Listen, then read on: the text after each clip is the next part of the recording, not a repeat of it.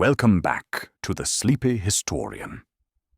Tonight we continue our peaceful journey through one of history's most significant chapters. In our previous episode, we explored how a single assassination in Sarajevo expanded into a continental conflict that would reshape the world forever. Tonight, we turn our attention to how that European war grew into something truly global, drawing nations from every continent into its web. As we settle in together for this second part of our trilogy, let yourself find a comfortable position.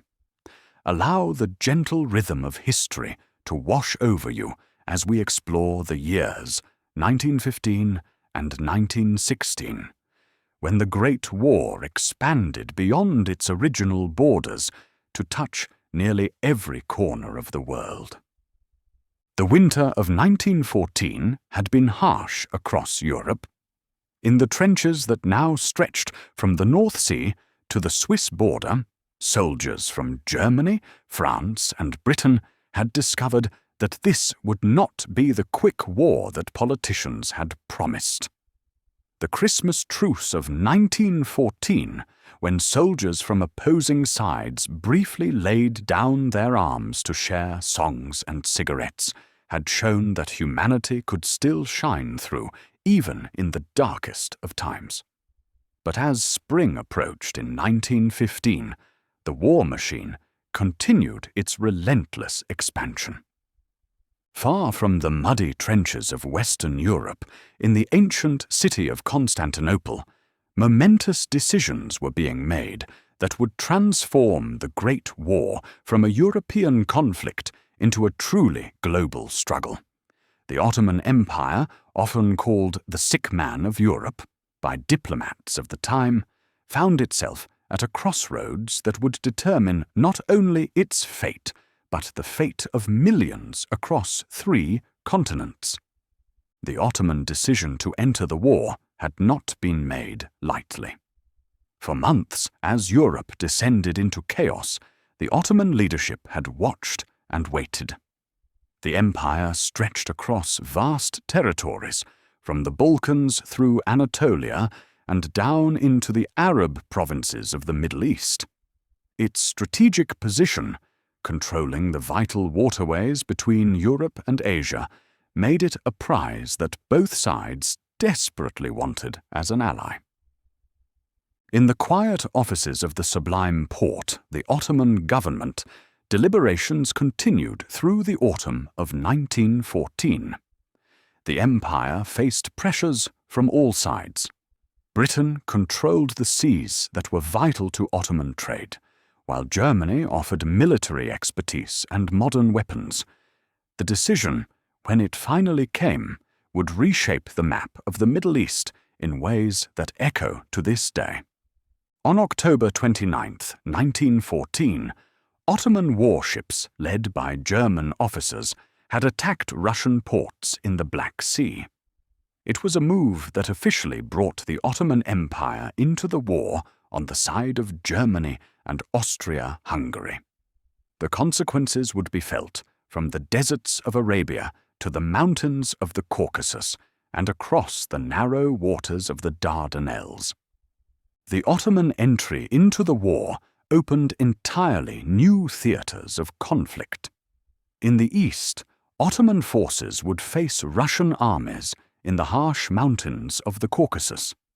In the south, they would confront British and Arab forces in the desert campaigns that would become the stuff of legend.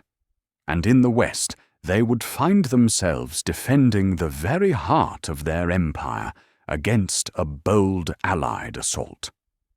As 1915 dawned, the Allied leadership in London and Paris found themselves facing a grim reality. The Western Front had settled into a deadly stalemate, with neither side able to break through the enemy's lines. Millions of men sat in trenches separated by mere hundreds of yards, yet neither could advance. It was against this backdrop of frustration that one of the war's most ambitious and tragic campaigns was conceived. Winston Churchill, then First Lord of the Admiralty, was among the most vocal advocates for what would become known as the Dardanelles campaign.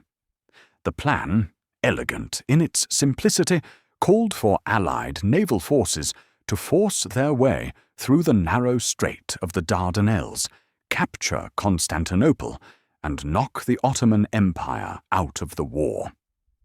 Success would open a new supply route to Russia, potentially bringing fresh Russian forces to bear against Germany. The Dardanelles, that narrow waterway that connects the Mediterranean to the Black Sea, had been a strategic choke point for centuries. Ancient Troy had once guarded these waters, and now modern battleships would attempt to force their passage. The strait, barely a mile wide at its narrowest point, was heavily fortified with Ottoman guns positioned on both the European and Asian shores. On February 19, 1915, the first phase of the campaign began with a bombardment by British and French warships. The sound of naval guns echoed across the water as shells fell on Ottoman positions. For weeks, the Allied fleet attempted to clear the way, but the Ottoman defences, strengthened by German military advisors, proved surprisingly resilient. The naval attack faced unexpected challenges.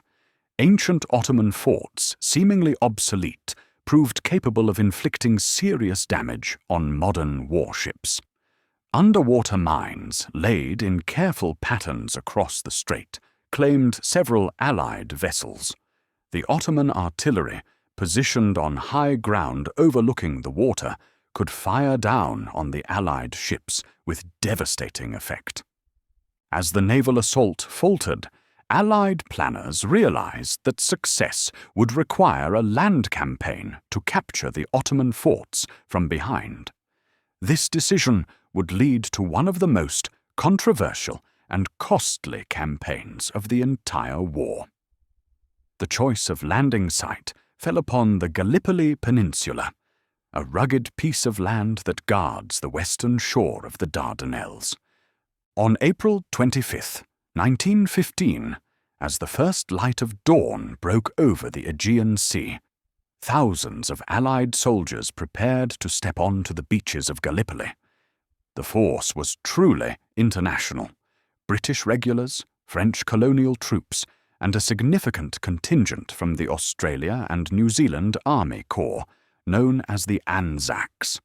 For many of these men, this would be their first taste of combat, far from their homes on the other side of the world. The Anzac landing, which would become legendary in Australian and New Zealand history, began before dawn. The young men from the Southern Hemisphere, many of whom had never travelled beyond their hometowns before the war, found themselves approaching a hostile shore under cover of darkness. The plan called for them to land on a gentle beach, but in the pre-dawn confusion, many of the boats drifted north to a more challenging landing site, forever after known as Anzac Cove. The beaches of Gallipoli presented a formidable challenge. Unlike the broad, sandy shores that planners had envisioned, the actual landing sites were narrow strips of beach overlooked by steep cliffs and scrub-covered hills. Ottoman defenders, commanded by a young officer named Mustafa Kemal, later known as Ataturk, had prepared defensive positions that commanded excellent views of the approaching Allied forces. The landings were met with determined resistance. Ottoman soldiers, fighting to defend their homeland, contested every yard of beach. The terrain itself seemed to conspire against the attackers. The hills were covered with thick scrub that concealed defensive positions, while the beaches offered little cover from the Ottoman guns positioned on the heights above. Despite the challenges, the Allied forces managed to establish several beachheads. At Cape Helles, British forces fought their way ashore, while at Anzac Cove, the Australian and New Zealand troops carved out a precarious foothold. The French, landing at Cale on the Asian shore, briefly captured their objectives before being withdrawn to reinforce the main landings. The first day of the Gallipoli campaign set the pattern for the months that followed. The Allied forces, despite their courage and determination, found themselves clinging to narrow strips of coastline, unable to advance inland. The Ottoman defenders, initially surprised by the scale of the attack, quickly organized a defense that would prove extraordinarily effective. As the initial assault gave way to prolonged siege, the character of the Gallipoli campaign began to mirror the stalemate on the Western Front. Soldiers from opposite sides of the world found themselves living in conditions that tested the limits of human endurance. The peninsula, beautiful in peacetime, with its Mediterranean climate and ancient ruins, became a harsh testing ground for the men who fought there. The Anzac positions, carved into the steep slopes above the beach, presented unique challenges. Water had to be brought ashore in precious containers, and every drop was carefully rationed. The Mediterranean sun beat down mercilessly during the day, while nights could be surprisingly cold. Flies, attracted by the conditions of trench warfare, became a constant torment for soldiers on both sides. Food supplies presented constant difficulties. Fresh provisions were rare, and soldiers often subsisted on canned rations that had travelled thousands of miles to reach them. The Australian and New Zealand forces, accustomed to diets heavy in meat and dairy, found themselves eating unfamiliar preserved foods. Letters home often mentioned the longing for simple pleasures, fresh bread, cold milk, or fruit from the family orchard. The postal service, despite the challenges of war, maintained a connection between the soldiers at Gallipoli and their families across the world. Letters took weeks to travel between Australia and the Dardanelles, but they provided a vital link to home. Soldiers wrote of the strange beauty of the Mediterranean sunsets, the kindness shown by comrades, and their hopes for a swift resolution to the campaign. Medical care in the Gallipoli trenches faced extraordinary challenges. The wounded had to be evacuated down steep cliffs to the beach, then transported by ship to hospitals in Egypt or Malta.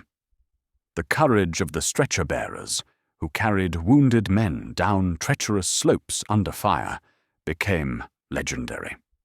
Medical personnel worked in conditions that would have been unimaginable in peacetime, yet their dedication saved countless lives. The Ottoman soldiers faced their own hardships. Fighting to defend their homeland, they endured the same difficult conditions as their opponents. Water was scarce, food often inadequate, and medical care limited. Yet they maintained a defense that would earn the respect of their enemies. Stories emerged of informal truces to collect the wounded, and of small acts of humanity that transcended the brutality of war. As the Mediterranean summer reached its peak in August 1915, the Allied command decided on one final attempt to break the deadlock at Gallipoli. The August Offensive, also known as the Battle of Sari Bair, represented the last major effort to achieve the campaign's original objectives. Fresh troops, including British divisions from the Western Front, were brought in to reinforce the exhausted soldiers who had been fighting since April. The offensive began on August 6, 1915, with simultaneous attacks across the peninsula. At Anzac Cove, Australian and New Zealand forces launched a diversionary attack, while British forces attempted to capture the high ground that dominated the peninsula. The terrain, even more challenging than the beaches, consisted of steep ridges, deep ravines, and thick scrub that made coordinated movement nearly impossible. The Battle of Lone Pine, fought by Australian forces, became one of the most intense close-quarter battles of the entire war. In trenches so narrow that opposing soldiers were separated by mere feet, men fought with rifle and bayonet in conditions of almost unimaginable intensity.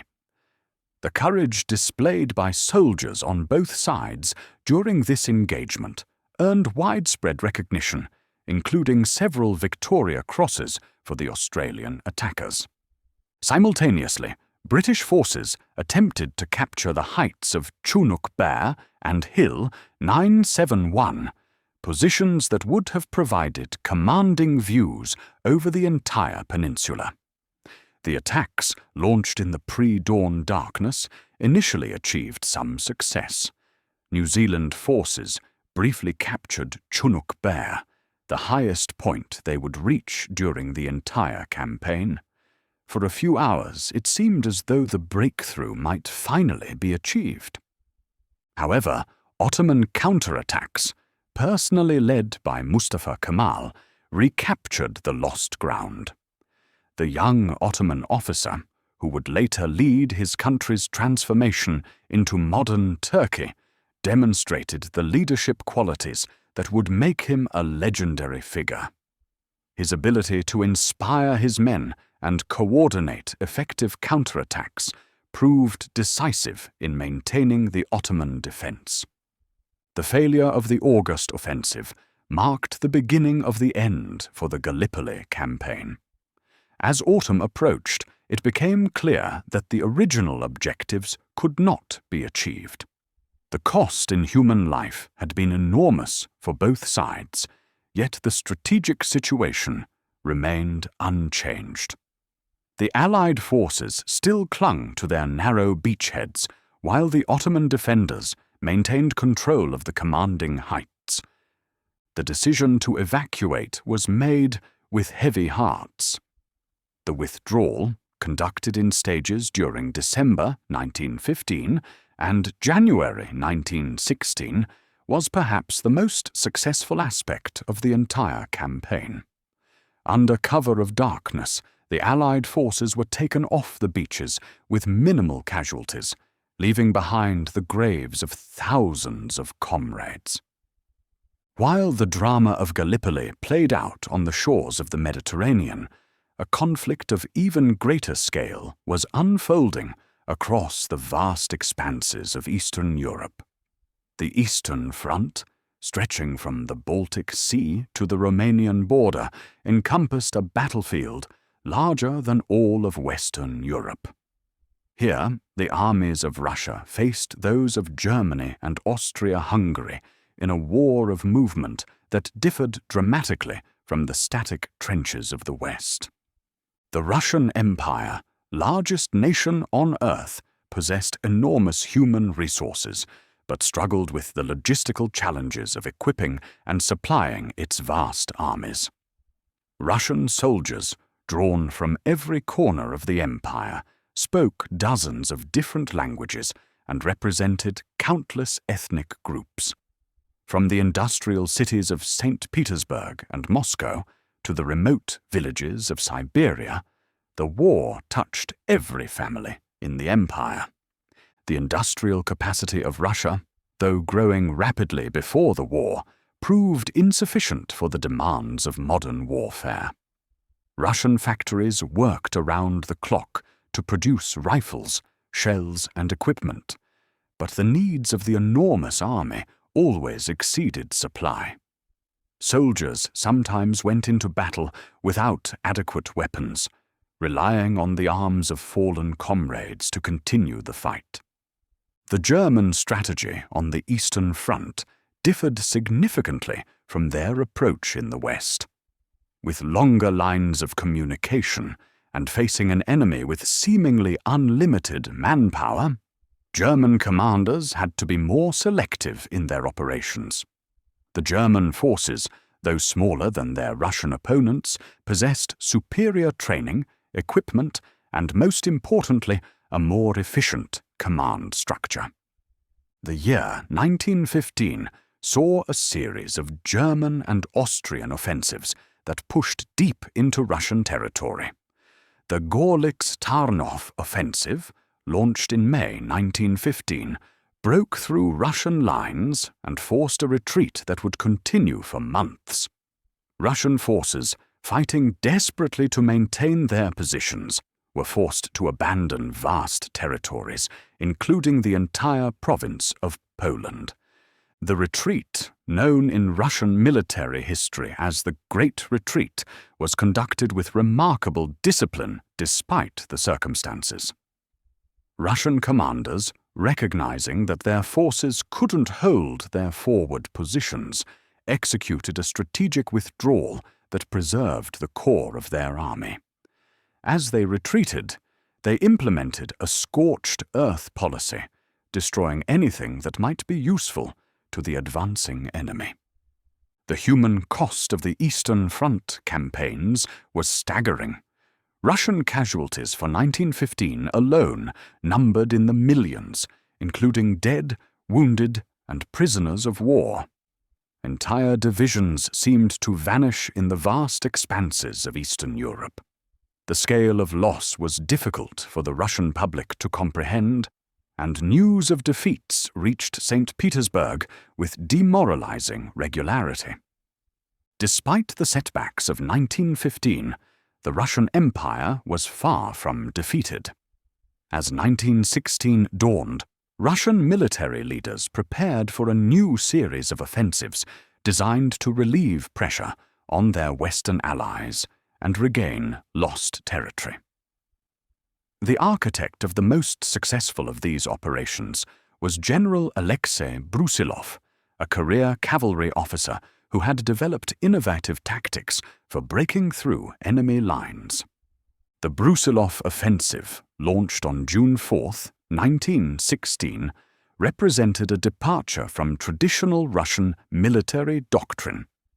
Instead of concentrating all available forces for a single breakthrough attempt, Brusilov planned simultaneous attacks along a broad front.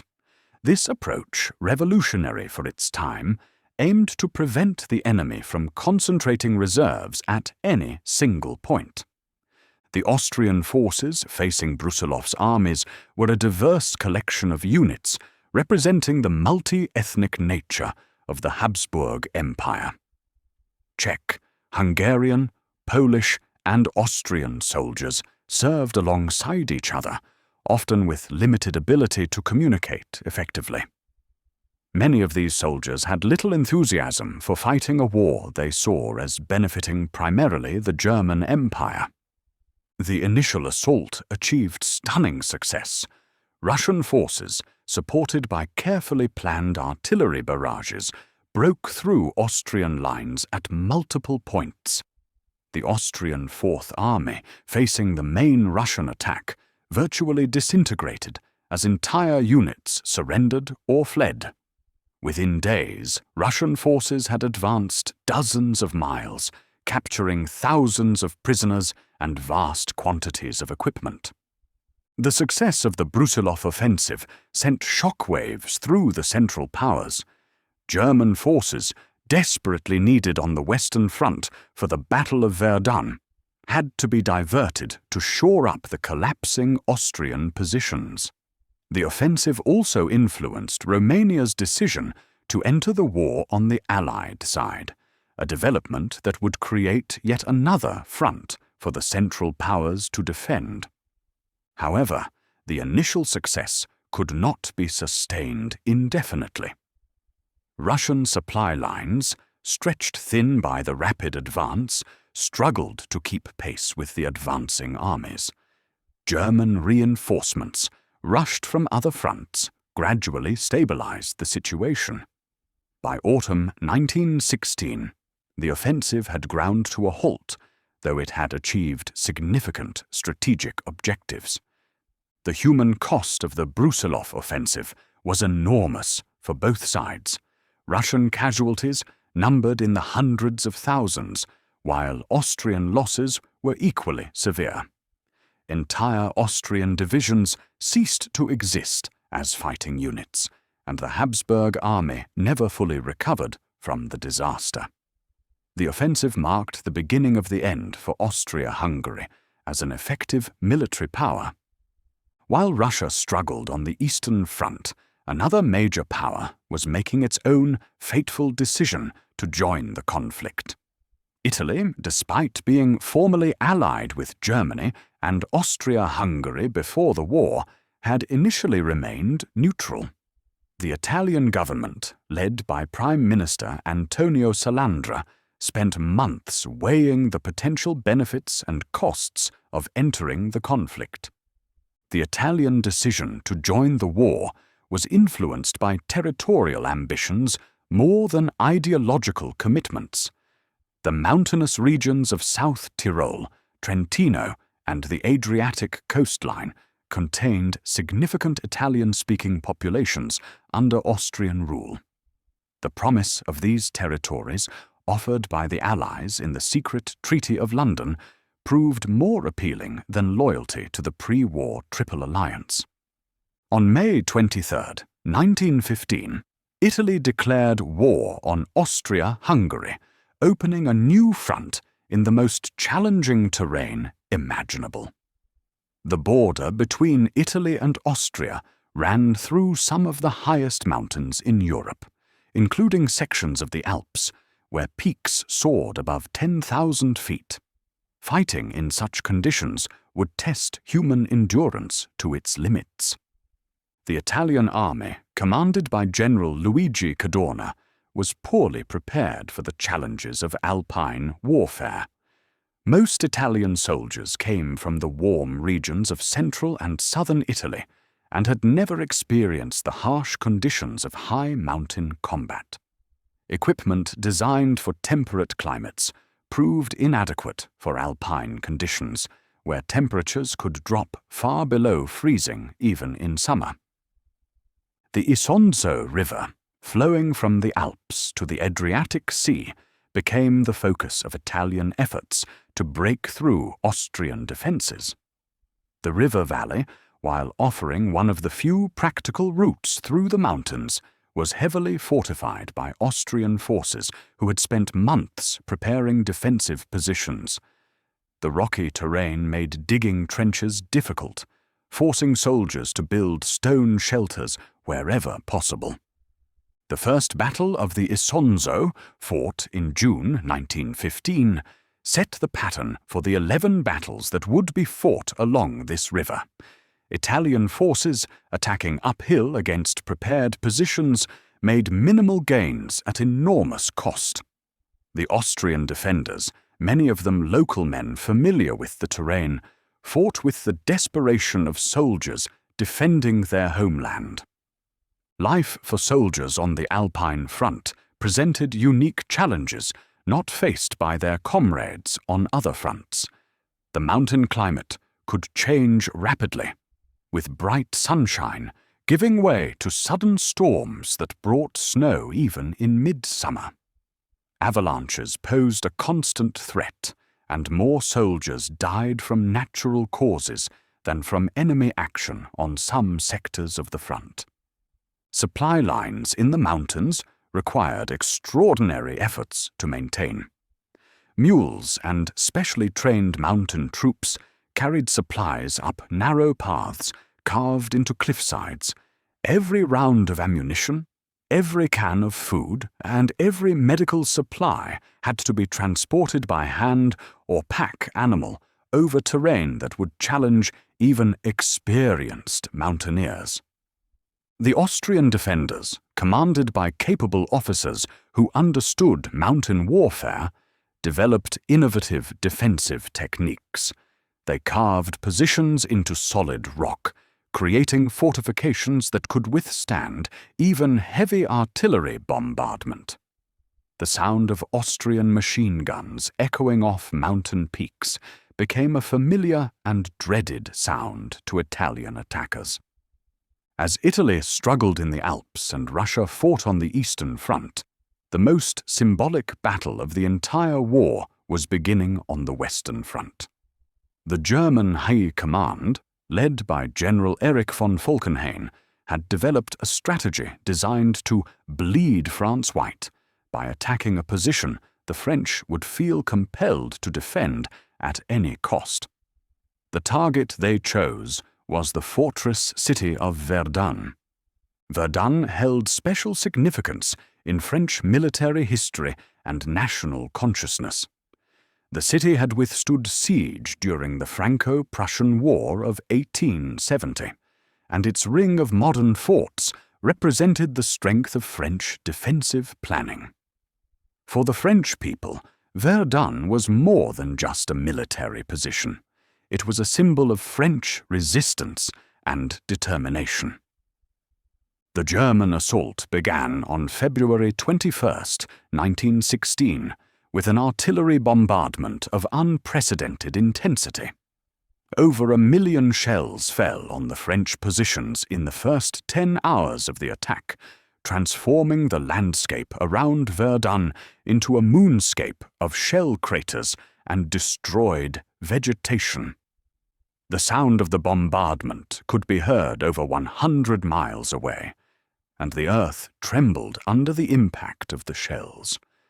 The French garrison at Verdun, initially caught off guard by the intensity of the attack, fought with desperate courage to maintain their positions.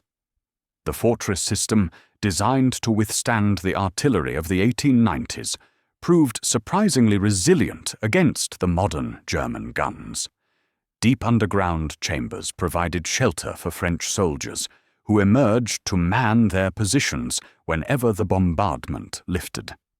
General Philippe Pétain, assigned to command the French defense of Verdun, organized a supply system that became legendary. The main road connecting Verdun to the rear areas, dubbed La Voie Sacrée, the Sacred Way, carried a constant stream of trucks bringing supplies and reinforcements to the besieged city. This lifeline, maintained despite constant German artillery fire, ensured that French forces could continue their defense. The battle for Verdun became a test of national will for both France and Germany. French soldiers, rotated through the inferno on a regular basis, developed a fierce pride in their ability to withstand the German assault. The phrase "they shall not pass" became the rallying cry of the French defense, embodying the determination to hold the line at all costs. The German forces, despite their initial advantages, found themselves drawn into a battle of attrition that served French interests as much as their own. German casualties mounted steadily as they attempted to capture the remaining French positions. The promised quick victory that would bleed France white instead became a prolonged struggle that bled both armies. The landscape around Verdun was transformed into something resembling the surface of an alien planet. Centuries-old forests were reduced to fields of splintered stumps, and peaceful villages vanished entirely under the constant bombardment. The soil itself, churned and rechurned by millions of shells, became a mixture of earth, metal, and human remains. Medical services on both sides faced challenges that would have been unimaginable before the war. The wounded, carried back from the front lines through communication trenches, often had to wait hours for treatment. French medical personnel, working in underground shelters, performed surgery by candlelight while the building shook from nearby explosions. The Battle of Verdun continued for nearly 10 months, finally ending in December 1916 with the French still in possession of the city. The cost had been enormous for both sides, over 700,000 casualties, including dead, wounded, and missing. The battle had indeed bled both armies white, but it had also demonstrated the incredible resilience of the human spirit under extreme conditions. While Verdun raged in the east, the British Expeditionary Force was preparing for its own great offensive. The Battle of the Somme, planned as a joint British-French operation, was intended to relieve pressure on Verdun and achieve the breakthrough that had eluded Allied forces since 1914. The British forces, now comprising both regular army units and volunteer battalions raised in response to Lord Kitchener's call for men, represented the largest army Britain had ever put into the field.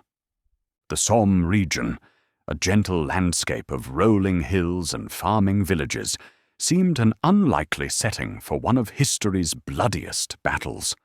The chalk soil, which made excellent farmland in peacetime, also provided ideal conditions for the deep dugouts and tunnels that characterized German defensive positions. The German army had spent nearly 2 years fortifying this sector, creating defensive works that were masterpieces of military engineering. The British plan, developed by General Douglas Haig, called for a week-long artillery bombardment to destroy German positions, followed by an infantry assault that would break through the weakened defences. The bombardment, involving over 1,500 guns firing continuously, was intended to be so intense that British soldiers would be able to walk across no man's land and occupy the German trenches without significant resistance. The volunteer battalions that would lead the assault represented a cross-section of British society. The PALS battalions, recruited from specific towns, factories, or organizations, meant that men who had worked together, played together, and grown up together would fight together. This system created units with exceptional morale and cohesion, but it also meant that casualties would be concentrated in specific communities. On the morning of July 1st, 1916, British soldiers prepared for the assault with a mixture of confidence and apprehension. The week-long bombardment had been so intense that many believed the German positions must be completely destroyed. Officers, some of whom had never seen combat before, led their men forward with the expectation that the worst would be over by lunchtime. The reality proved devastatingly different. The German defensive positions, constructed with the experience of nearly 2 years of trench warfare, had largely survived the bombardment. Deep dugouts, carved into the chalk soil, had provided effective shelter for German soldiers. As the British barrage lifted, German machine gunners emerged from their shelters to man their weapons. The British assault, carried out by men walking in extended lines across no man's land, met withering fire from German positions that were supposed to have been destroyed. The carefully planned advance, based on the assumption that German resistance would be minimal, became a tragic demonstration of the lethal effectiveness of modern defensive weapons against traditional infantry tactics. By the end of that first day, British casualties numbered nearly 60,000, including over 19,000 dead. It was the heaviest loss in a single day in British military history, and it fell most heavily on the volunteer battalions that represented the flower of British youth. Entire communities would be devastated by the losses, as the PALS battalions that had marched away with such hope were decimated in a matter of hours. The Battle of the Somme continued for nearly 5 months, with both sides feeding fresh divisions into the grinding battle of attrition. Gradual tactical improvements allowed British forces to make steady, if costly, progress. The introduction of new weapons, including tanks and improved artillery techniques, began to show promise for future operations. The French forces, fighting alongside their British allies, demonstrated remarkable resilience despite their ongoing commitment at Verdun. French soldiers, veterans of nearly 2 years of warfare, brought hard-won experience to the Somme battlefield. Their tactical innovations, developed through bitter experience, helped improve the effectiveness of Allied operations. While millions of men struggled in the trenches of Europe, another vital campaign was being fought on the world's oceans. The war at sea, though less visible to the general public than the dramatic battles on land, would prove equally decisive in determining the conflict's outcome. Britain, as an island nation dependent on overseas trade for both food and raw materials, was particularly vulnerable to disruption of its sea lanes.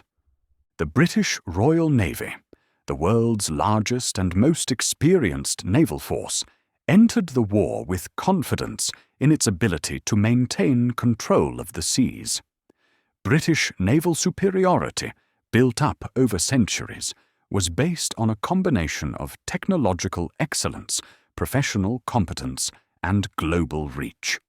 British naval bases, scattered across the world's oceans, provided the infrastructure necessary to maintain a global presence. The German High Seas Fleet, though smaller than the Royal Navy, represented a significant threat to British naval supremacy. German naval construction, undertaken with typical German thoroughness and attention to detail, had produced ships that were among the most advanced in the world. The German naval bases, concentrated in the North Sea, provided excellent facilities for maintaining and supplying the fleet. The early months of the war saw several naval engagements that established the pattern for the maritime conflict. The Battle of Coronel, fought off the coast of Chile in November 1914, saw a German squadron defeat a British force, demonstrating that German naval competence matched their reputation. However, the subsequent Battle of the Falkland Islands reversed this result, with British forces sinking most of the German ships that had achieved victory at Coronel. The North Sea became the primary theatre for the naval war between Britain and Germany. Both fleets, based in ports separated by only a few hundred miles, engaged in a careful game of strategic maneuvering. Neither side was willing to risk their entire fleet in a decisive battle, but both sought opportunities to engage portions of the enemy fleet under favorable conditions. The Battle of Jutland, fought on May 31, 1916, represented the largest naval engagement of the war and the last great battle between fleets of armored battleships. The German High Seas Fleet, commanded by Admiral Reinhard Scheer, attempted to lure a portion of the British Grand Fleet into a trap where superior German gunnery could achieve a local victory. The British Grand Fleet, commanded by Admiral John Jellicoe, responded to the German sortie with the intention of bringing the entire German fleet to battle. The engagement, fought in the misty conditions typical of the North Sea, involved over 250 ships and demonstrated both the potential and the limitations of early 20th century naval technology. The battle itself was a confused affair, with poor visibility and communication difficulties preventing either commander from achieving decisive results. German gunnery proved superior to British, sinking several British ships, including battle cruisers, that exploded catastrophically when their ammunition magazines were hit. However, the German fleet, outnumbered and outgunned, was forced to retreat to its bases. The strategic results of Jutland favoured the British, despite their heavier losses. The German High Seas Fleet, having failed to achieve the decisive victory it needed, rarely ventured forth again in major force. British control of the North Sea remained intact, ensuring that the British Isles could continue to receive supplies from across the world. Frustrated by their inability to challenge British naval supremacy with conventional surface forces, German naval strategists turned to a weapon that would revolutionize naval warfare: the submarine. German U-boats operating from bases along the North Sea and Baltic coasts represented an entirely new form of naval warfare that threatened to disrupt British supply lines in ways that surface ships could not. The German submarine campaign began cautiously, with U-boat commanders operating under strict rules designed to avoid provoking neutral nations. International law required submarines to surface before attacking merchant vessels, allowing the crew to escape before the ship was sunk. These restrictions, while maintaining Germany's legal position, significantly reduced the effectiveness of submarine operations. As the war progressed and Germany's strategic position became more desperate, these restrictions were gradually relaxed. The German declaration of unrestricted submarine warfare in early 1915 marked a significant escalation in the naval conflict. U-boats were now authorized to sink any vessel found in designated war zones without warning and without regard for the safety of crew or passengers. The Lusitania, a British passenger liner, became the most famous victim of the U-boat campaign when it was torpedoed off the Irish coast on May 7, 1915. The ship, carrying both passengers and cargo, sank in just 18 minutes, taking with it nearly 1,200 people, including 128 American citizens. The sinking caused international outrage and significantly influenced American public opinion regarding the war. The loss of the Lusitania demonstrated the vulnerability of even the largest and most modern ships to submarine attack. The torpedo, a relatively small weapon costing a few $1,000s, had destroyed a ship worth millions and carrying cargo valued at even more. The psychological impact was even greater than the material loss, as the incident showed that civilians could no longer consider themselves safe from the effects of modern warfare. German U-boat operations expanded throughout 1915 and 1916, with submarines operating not only in the waters around Britain, but also in the Mediterranean and even the Atlantic. U-boat commanders, many of whom became household names in Germany, developed tactics that maximized their effectiveness while minimizing their own risk. The most successful commanders were celebrated as heroes, their exploits reported in German newspapers with enthusiasm. The British response to the U-boat threat involved a combination of defensive and offensive measures. Merchant ships were armed with guns and instructed to ram submarines when possible. Naval patrols were increased, and new technologies, including underwater listening devices and depth charges, were developed to combat the submarine threat. The Q-ship campaign represented one of the more innovative British responses to the U-boat threat. These vessels, disguised as innocent merchant ships, were actually heavily armed warships designed to lure U-boats into surface attacks. When a submarine approached to sink what appeared to be a helpless merchant vessel, the Q-ship would drop its disguise and open fire with concealed guns. The effectiveness of the German U-boat campaign created serious concerns in Britain about the ability to maintain adequate food supplies. Ships carrying grain from North America and other essential supplies were being sunk faster than they could be replaced. Food rationing, initially voluntary, became increasingly necessary as the war progressed. The submarine campaign also had significant diplomatic implications. Neutral nations, particularly the United States, found their own shipping threatened by German U-boats. American vessels traveling to British ports with legitimate cargo became targets for German submarines operating under unrestricted warfare guidelines. High above the trenches and battlefields of Europe, an entirely new form of warfare was taking shape. The airplane, barely a decade old when the war began, quickly evolved from a fragile curiosity into a weapon that would forever change the nature of military conflict. The skies above the Western Front became an arena where young men from all nations would write a new chapter in the history of warfare.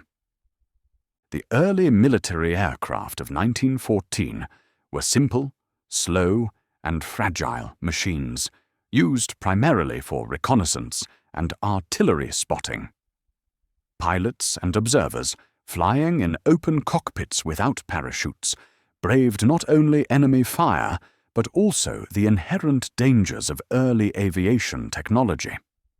These early aviators, drawn from all walks of life, shared a spirit of adventure and a willingness to embrace the unknown. As the war progressed, aircraft began to carry weapons. Initially, pilots and observers fired at each other with pistols and rifles, sometimes even throwing bricks or grenades at enemy aircraft. The development of machine guns synchronized to fire through propeller blades transformed these aerial encounters into deadly duels fought at speeds previously unimaginable. The French Aviation Service, building on their pre-war leadership in aircraft development, produced some of the war's most capable pilots and aircraft. French aviators, flying machines like the elegant Nieuport fighters, established many of the tactical principles that would guide air combat for decades to come. The concept of the ace, a pilot who had achieved 5 or more victories, originated in France and quickly spread to other air forces. British aviation, starting from a smaller base, expanded rapidly as the importance of air power became apparent. The Royal Flying Corps, initially a small organization attached to the army, grew into a major military force. British aircraft factories, adapting techniques from other industries, began mass-producing aircraft in quantities that would have been unimaginable before the war. German aviation, characterized by the same attention to engineering excellence that marked other German military equipment, produced some of the war's most effective aircraft and pilots. The German Air Service, working closely with manufacturers like Albatros and Fokker, developed aircraft that often held technological advantages over their opponents. German pilots, trained to high standards, became formidable opponents in aerial combat. The life of a combat pilot during the Great War was both glamorous and terrifying. These young men, often barely out of their teens, lived a strange existence that combined the comforts of relatively civilized airfields with the constant possibility of death in aerial combat. Many pilots wrote eloquently about the beauty of flight, the camaraderie of their fellow aviators, and the haunting knowledge that their life expectancy was measured in weeks rather than years. Air combat evolved rapidly as both sides sought tactical advantages. The development of formation flying allowed pilots to protect each other and concentrate their firepower against enemy aircraft. Specialized roles emerged, with some pilots focusing on air-to-air combat, while others specialized in ground attack or reconnaissance missions. The technology of aerial warfare advanced at a breathtaking pace. aircraft that were cutting edge in 1915 were obsolete by 1916, replaced by faster, more maneuverable, and more heavily armed successors. Engine power doubled and then doubled again, while weapons systems became increasingly sophisticated. The pace of innovation was so rapid that pilots sometimes found themselves flying completely new aircraft designs within months of their introduction. Bombing, initially limited to hand-thrown explosives, evolved into organized campaigns against enemy targets. German Zeppelin raids on London and other British cities represented the first strategic bombing campaigns in history, bringing the war directly to civilian populations far from the front lines. The psychological impact of these raids, while limited in material terms, demonstrated the potential of air power to extend the battlefield beyond traditional military targets. The Great War served as a tremendous catalyst for technological innovation, producing advances in military technology that would reshape warfare for generations to come. The conflict demanded solutions to problems that had never before existed, driving inventors, engineers, and military planners to develop weapons and tactics that pushed the boundaries of what was possible. The development of poison gas represented one of the war's most controversial innovations. First used by German forces at Ypres in April 1915, chlorine gas created a new form of terror on the battlefield. The sight of the green-yellow cloud drifting across no man's land and the panic it caused among unprepared Allied troops marked the beginning of chemical warfare on a massive scale. The use of gas quickly escalated as both sides developed new types of chemical weapons and countermeasures. Phosgene, more deadly than chlorine but harder to detect, was followed by mustard gas, which caused horrific burns and lingered in the environment for weeks.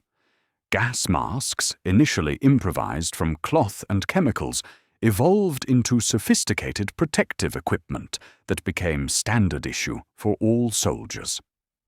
The psychological impact of gas warfare was as significant as its physical effects. The knowledge that death could come as an invisible cloud, detected only by smell or the burning sensation in the lungs, added a new dimension of fear to an already terrifying battlefield. Soldiers developed an almost superstitious attention to their gas masks, checking and rechecking the equipment that might mean the difference between life and death. Medical personnel faced entirely new challenges in treating gas casualties.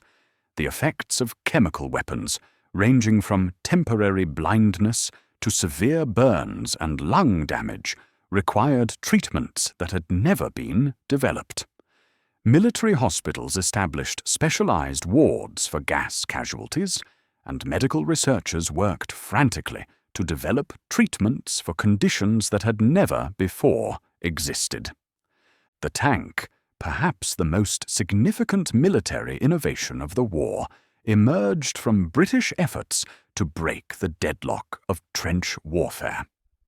The idea of an armored, mobile gun platform capable of crossing trenches and crushing barbed wire had been proposed by various inventors, but it took the desperate circumstances of the Western Front to transform the concept into reality. The first tanks, deployed by British forces at the Battle of Flers-Courcelette in September 1916, were crude and unreliable machines.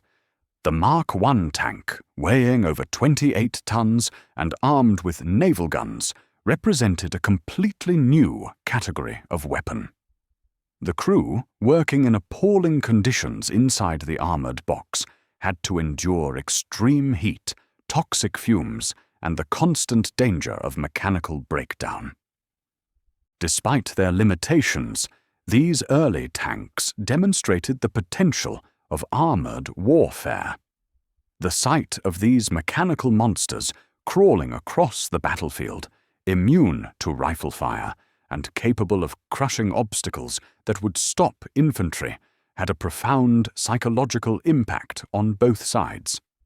German soldiers, encountering tanks for the first time, often fled in panic from weapons they could not understand or effectively combat. The development of tank tactics proceeded by trial and error as military commanders struggled to understand how to employ these new weapons effectively. Early tanks were used in small numbers, often without adequate infantry support, limiting their effectiveness. However, perceptive commanders began to see the potential for coordinated attacks involving tanks, infantry, and artillery working together. Artillery, the dominant weapon of the Great War, underwent continuous improvement throughout the conflict. The development of more accurate firing techniques, better communications between observers and gun crews, and more effective types of ammunition transformed artillery from a relatively crude weapon into a precise instrument of war. The creeping barrage, in which artillery fire moved ahead of advancing infantry, became a standard tactic. The scale of artillery operations during the Great War was unprecedented in human history. Single battles consumed more ammunition than entire previous wars, and the industrial effort required to produce shells and guns demanded the full mobilization of national economies. Artillery dominated the battlefield so completely that other weapons were often reduced to supporting roles. Communication technology advanced rapidly under the pressure of wartime needs. Telephone systems, initially vulnerable to artillery bombardment, were supplemented by wireless radio, signal lamps, and even carrier pigeons. The need for reliable communication between headquarters and frontline units drove continuous innovation in communication equipment and techniques. While soldiers fought on distant battlefields, the nations that sent them to war underwent their own profound transformations. The Great War was the first conflict in history to require the complete mobilization of entire societies, turning every factory, farm, and household into part of the war effort. The distinction between soldier and civilian, always artificial to some degree, became almost meaningless as entire populations devoted themselves to supporting the conflict. In Britain, the transformation was particularly dramatic. A country that had traditionally relied on volunteer armies and naval supremacy found itself creating the largest military force in its history, while simultaneously converting its entire economy to wartime production. British factories that had produced textiles, consumer goods, and luxury items were retooled to manufacture shells, uniforms, and military equipment. The recruitment of Lord Kitchener's new army brought millions of British men into military service, creating labour shortages that transformed British society. Women, previously excluded from many forms of employment, entered factories, offices, and fields in unprecedented numbers. The sight of women operating machinery, driving trucks, and performing jobs previously considered suitable only for men became commonplace in wartime Britain. British agriculture, which had declined in importance during the Industrial Revolution, suddenly became a matter of national survival. The German U-boat campaign threatened food imports, making domestic food production a strategic priority. The government launched campaigns to encourage increased agricultural production, and citizens were urged to grow vegetables in every available space, from public parks to private gardens. The French home front faced even greater challenges as much of the country's industrial heartland was either occupied by German forces or lay within range of enemy artillery. French factories, working under the constant threat of attack, maintained production levels that seemed impossible under the circumstances. French women, like their British counterparts, entered the workforce in massive numbers, keeping vital industries operating while their men served at the front.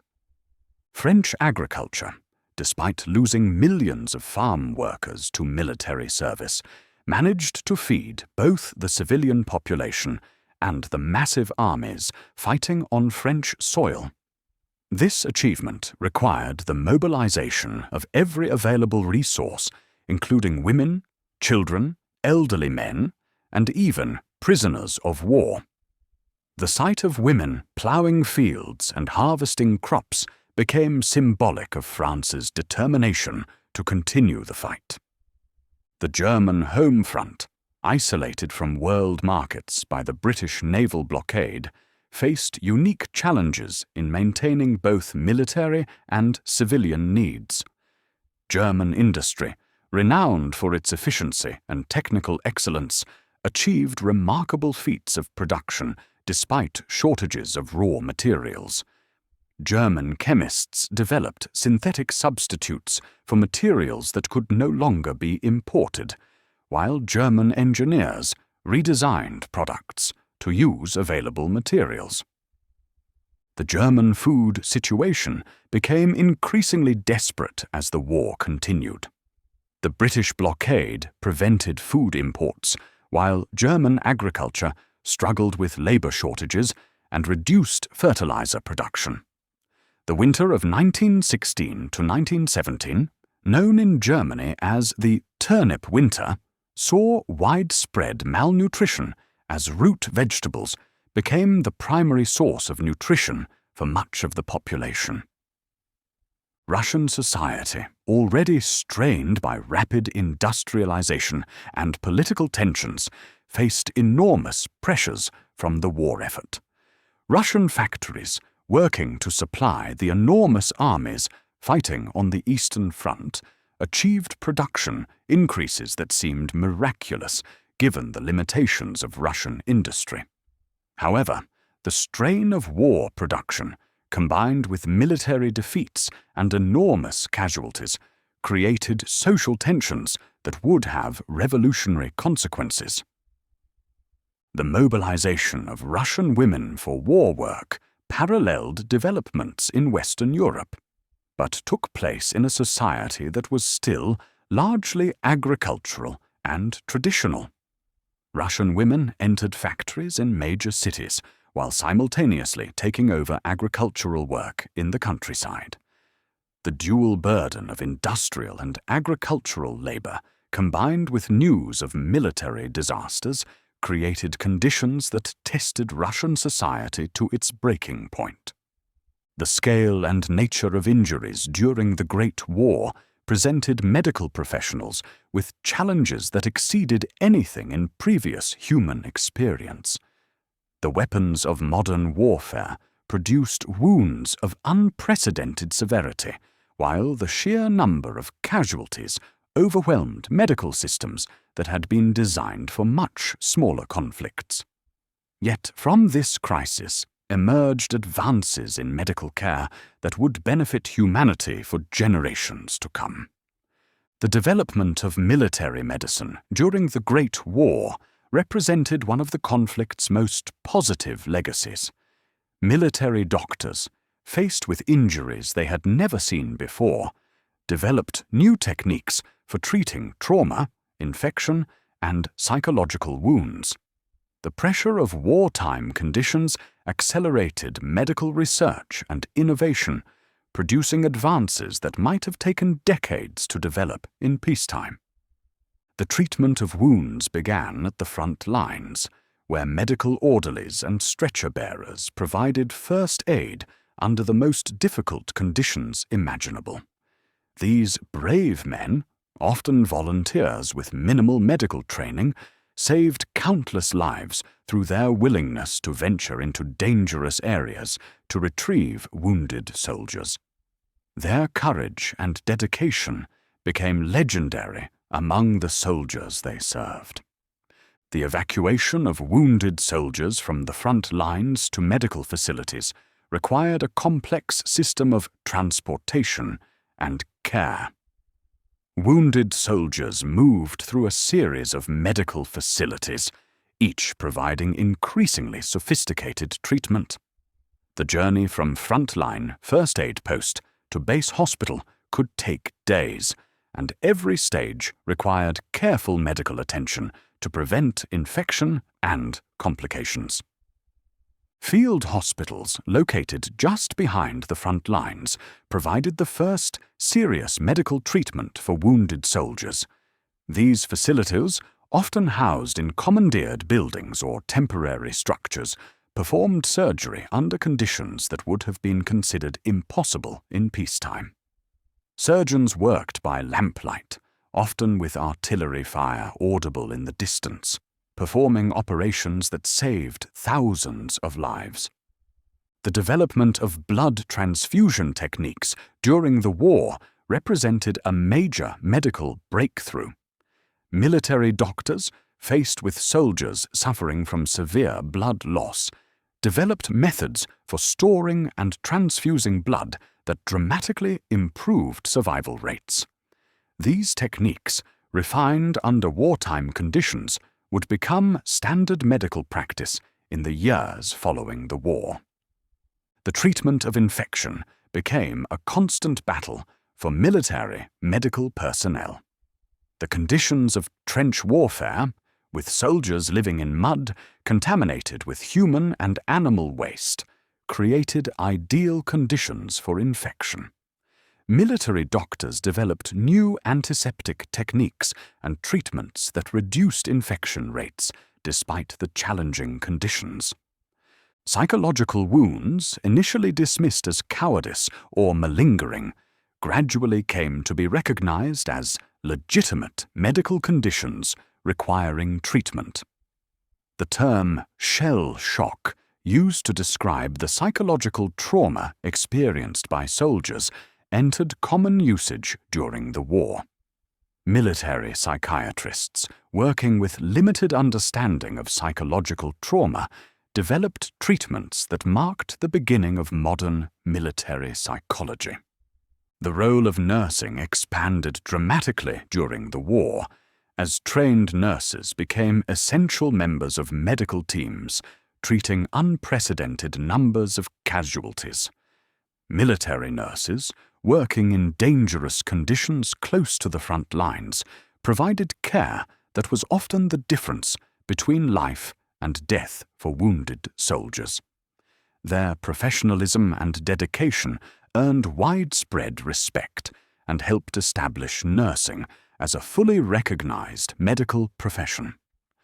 Prosthetics and rehabilitation services developed rapidly as medical professionals dealt with the large numbers of amputees and disabled veterans created by the war.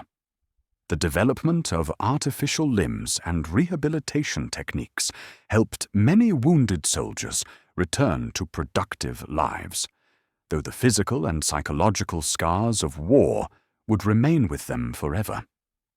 Throughout the Great War, millions of letters traveled between the battlefields and the home front, carrying news, hopes, fears, and love across the distances that separated soldiers from their families.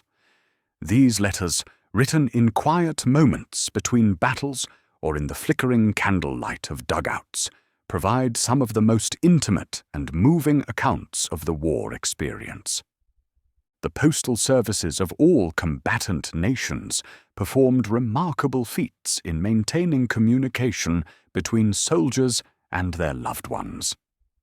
Mail delivery to frontline units required enormous logistical efforts, with postal workers often risking their lives to ensure that letters reached their destinations. The sight of mail arriving at the front was one of the few things that could reliably lift the spirits of even the most battle-weary soldiers. Soldiers wrote about many aspects of their experience, but certain themes appeared repeatedly in letters from all armies and all fronts. The weather, food, living conditions, and news from home dominated most correspondence. Soldiers rarely wrote in detail about combat, partly due to censorship restrictions, but also from a desire to spare their families the worst aspects of their experience. The longing for home appears in letters from soldiers of all nationalities. French soldiers wrote lovingly of their villages and families, while British soldiers described their yearning for the green countryside of England. German soldiers expressed similar sentiments about their homeland, demonstrating that homesickness was a universal experience that transcended national boundaries. Food was another constant topic in soldiers' letters. The monotonous diet of military rations led to endless discussions of meals remembered from home and dreams of favorite dishes. Soldiers begged their families to send packages containing familiar foods, and the arrival of such parcels became occasions for celebration that were shared with comrades. The relationships between soldiers, often described in letters home, reveal the intense bonds that developed between men who shared the dangers and hardships of military service. These friendships, forged under extreme conditions, often became closer than family relationships. The loss of these friends, a constant reality of war, caused profound grief that soldiers struggled to express in their letters. Censorship affected all military correspondence, with letters being read by officers before being sent home. This system, designed to prevent the transmission of military information to the enemy, also served to shield civilian populations from the worst realities of modern warfare. Soldiers learned to write in ways that conveyed their experiences without triggering censorship, developing a subtle language of hints and implications. Religious faith appears frequently in soldiers' letters, with many men finding comfort in their beliefs despite the horrors they witnessed. Soldiers of all faiths wrote about their reliance on prayer and their hope that divine providence would protect them. Military chaplains serving with combat units provided spiritual comfort that many soldiers found essential to their psychological survival. The evolution of soldiers' attitudes can be traced through their letters as the war progressed. Early letters often reflect enthusiasm and confidence in quick victory, while later correspondence reveals growing weariness and resignation. However, even in the darkest periods, many soldiers maintained their sense of duty and determination to see the war through to its conclusion. Letters from officers reveal the additional burden of command responsibility. Young officers, many of whom had never held authority over other men before the war, wrote about their struggles to maintain morale and make decisions that affected the lives of their soldiers. The weight of command, particularly when it involved sending men into battle, created psychological pressures that few were prepared to handle. The letters of medical personnel provide unique perspectives on the war's human cost. Doctors and nurses wrote about their efforts to save lives under impossible conditions, often expressing frustration at their inability to help all those who needed care. Their correspondence reveals both the horror of war's casualties and the dedication of those who tried to heal its wounds. Life in the trenches of the Western Front developed its own rhythms and routines as millions of soldiers adapted to an existence that bore little resemblance to anything in their previous experience. The trench system, initially conceived as temporary field fortifications, evolved into elaborate underground cities that housed entire armies for months and years at a time. The daily routine in frontline trenches was governed by the twin imperatives of survival and military effectiveness. Soldiers learned to conduct most activities during darkness, when they were relatively safe from enemy snipers and artillery observers. The period just before dawn, known as stand to, saw all soldiers manning their positions in case of enemy attack, a ritual that was repeated every morning throughout the war. During daylight hours, soldiers in frontline trenches remained under cover, emerging only when absolutely necessary. Sentries kept watch through periscopes and carefully concealed observation posts, while the majority of soldiers tried to rest, write letters, or perform the countless small tasks necessary to maintain their equipment and living spaces. The sound of sniper fire and the occasional artillery shell served as constant reminders of the danger that lurked just yards away. The construction and maintenance of trench systems required enormous amounts of labor. Soldiers worked constantly to improve their positions, digging deeper shelters, strengthening parapets, and repairing damage from enemy fire. The work was backbreaking and dangerous, as it often had to be performed under enemy observation, but it was essential for survival in the hostile environment of the Western Front. Food in the trenches was a constant preoccupation for soldiers of all armies. The British bully beef and hardtack biscuits, French monkey meat and wine rations, and German black bread and ersatz coffee became familiar, if not always welcome, parts of soldiers' daily existence.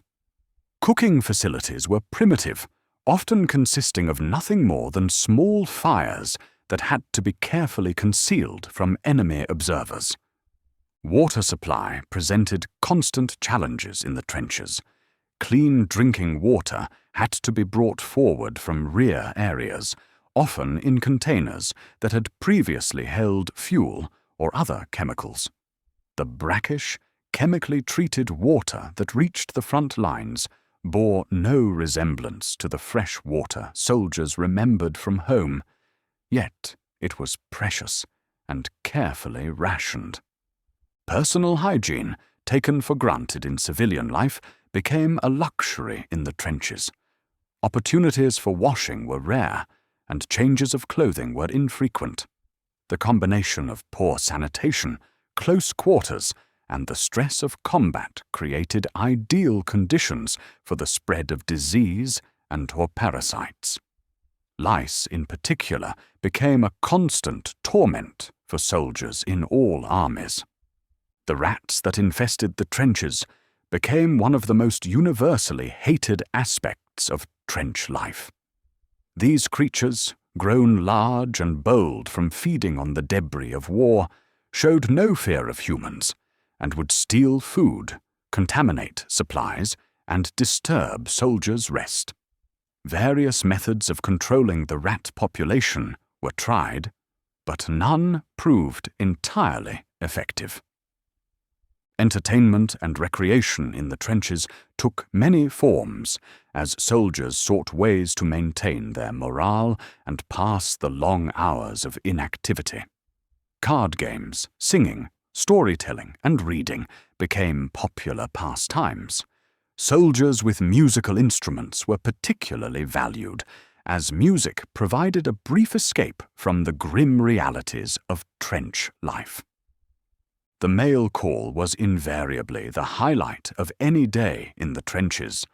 The arrival of letters from home could transform the mood of entire units, while the absence of mail could cause deep depression. Soldiers treasured photographs, letters, and small gifts from home, often carrying them through multiple campaigns and battles. sleep in the trenches was always interrupted and often dangerous.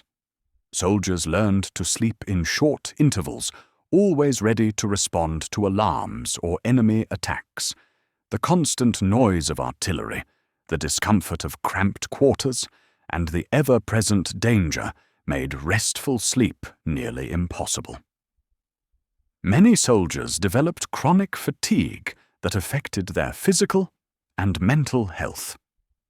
While the major powers of Europe struggled on the Western Front, the conflict had spread to their colonial territories across Africa, Asia, and the Middle East. These campaigns, though smaller in scale than the battles in Europe, were no less significant for the people who fought and lived through them.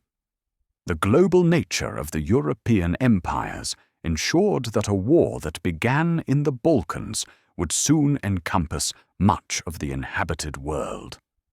In German East Africa, now Tanzania, one of the war's most remarkable campaigns was being fought by forces that included European officers leading African soldiers.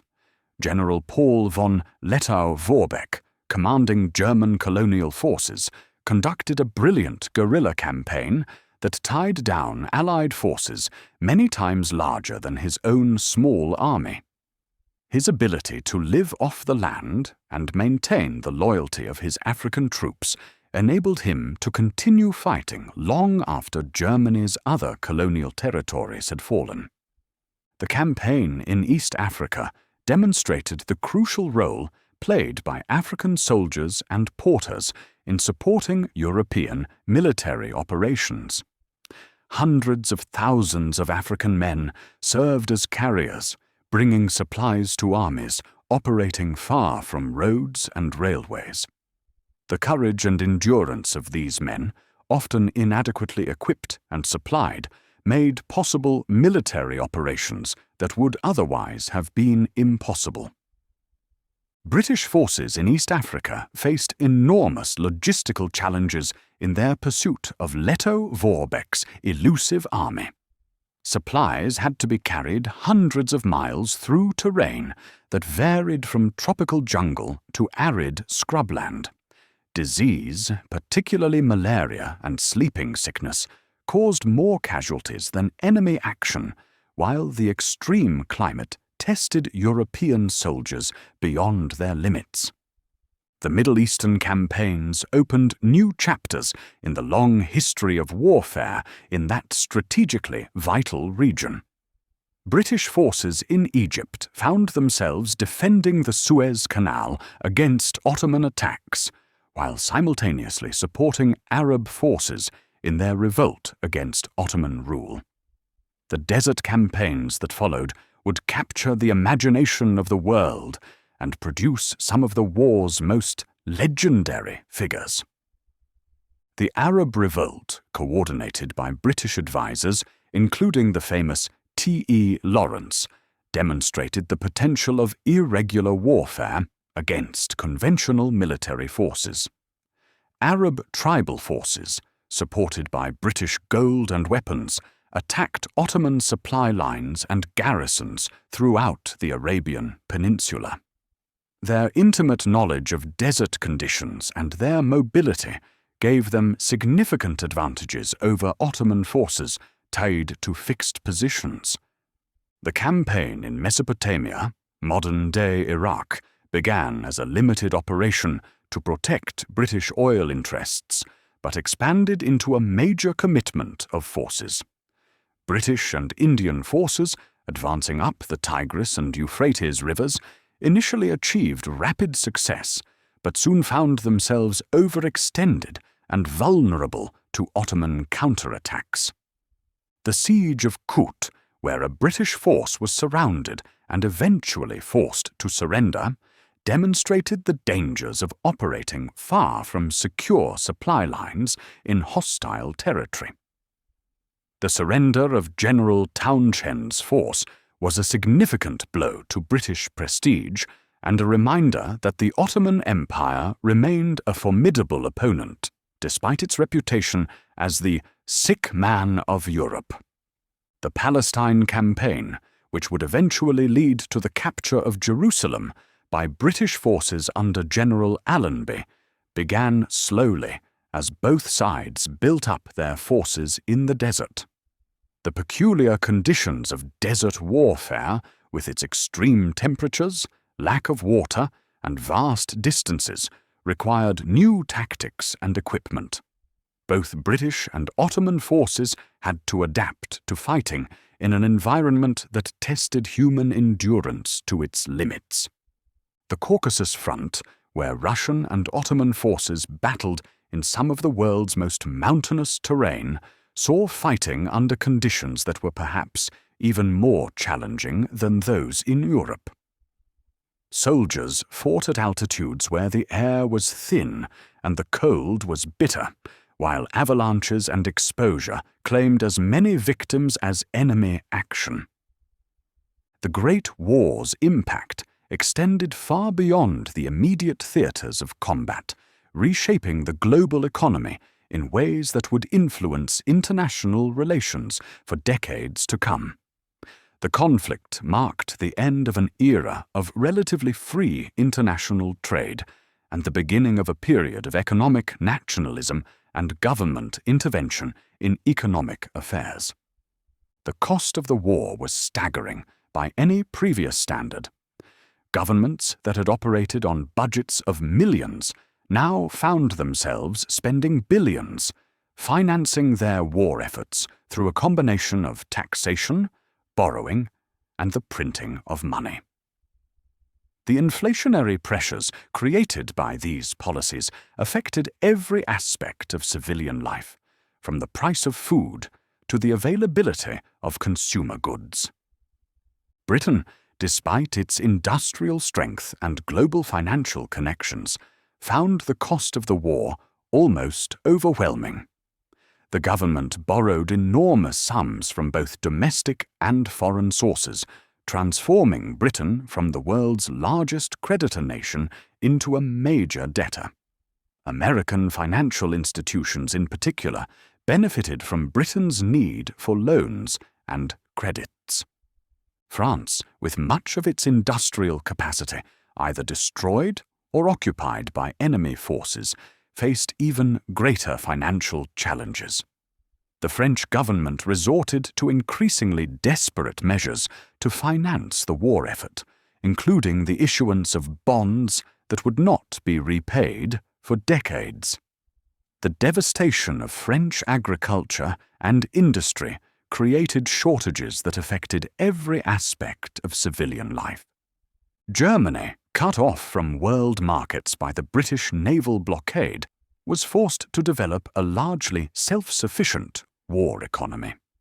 German industry, working with limited raw materials, achieved remarkable feats of production through the development of substitute materials and more efficient manufacturing processes.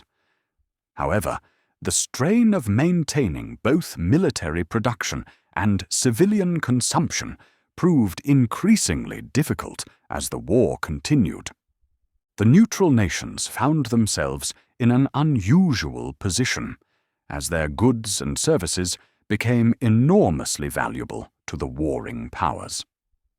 Countries like Sweden, Switzerland, and the Netherlands discovered that their neutrality, while politically challenging to maintain, was economically beneficial. American industry, in particular, experienced a boom as European demand for American products increased dramatically. The role of women in the wartime economy expanded far beyond anything that had been seen in previous conflicts. As millions of men left their jobs to join the military, women entered the workforce in unprecedented numbers.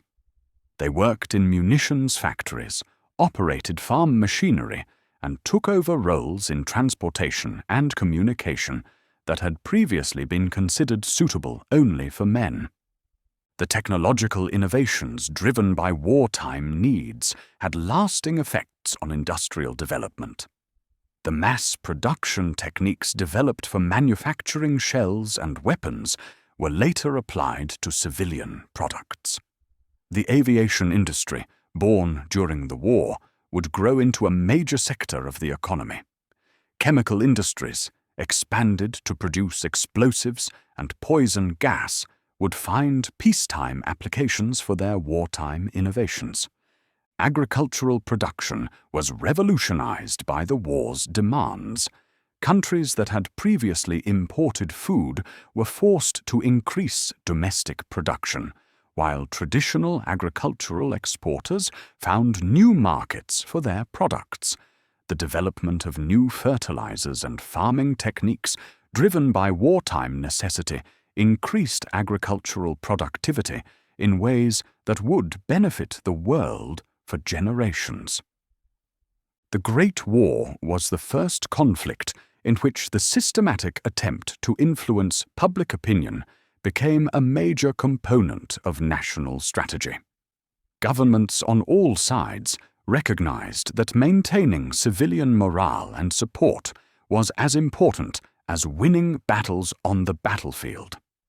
The techniques developed during this period would forever change the relationship between governments and their citizens. British propaganda efforts, coordinated by organizations like the War Propaganda Bureau, produced materials that were both sophisticated and emotionally powerful. British artists, writers, and intellectuals contributed their talents to the creation of posters, pamphlets, and films designed to maintain support for the war effort. The image of the German enemy as a barbaric Hun became a persistent theme in British propaganda. The famous recruitment posters featuring Lord Kitchener pointing at the viewer with the caption, "Your country needs you," became iconic images that were copied by other nations. These posters, displayed throughout Britain, played on themes of duty, patriotism, and masculine honor to encourage voluntary enlistment in the armed forces. German propaganda efforts faced the challenge of maintaining civilian morale despite the hardships caused by the British naval blockade. German propagandists emphasized themes of national unity, the righteousness of Germany's cause, and the need to defend the fatherland against hostile enemies. The concept of German Kultur was contrasted with the alleged materialism and decadence of Germany's enemies. French propaganda focused heavily on the theme of defending French soil against foreign invasion. The image of France as the victim of unprovoked German aggression resonated strongly with the French public, while stories of German atrocities in occupied territories reinforced French determination to continue the fight. French artists and writers contributed to a propaganda effort that emphasized both patriotic duty and cultural superiority. The use of film as a propaganda medium was pioneered during the Great War. Governments recognized the power of moving images to influence public opinion and began producing documentary films showing their armies in action. These films, shown in civilian theaters, brought images of the war directly to the home front in ways that had never before been possible.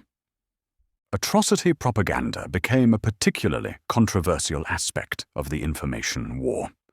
All sides produced stories, some true and others fabricated, about enemy crimes against civilians and prisoners of war.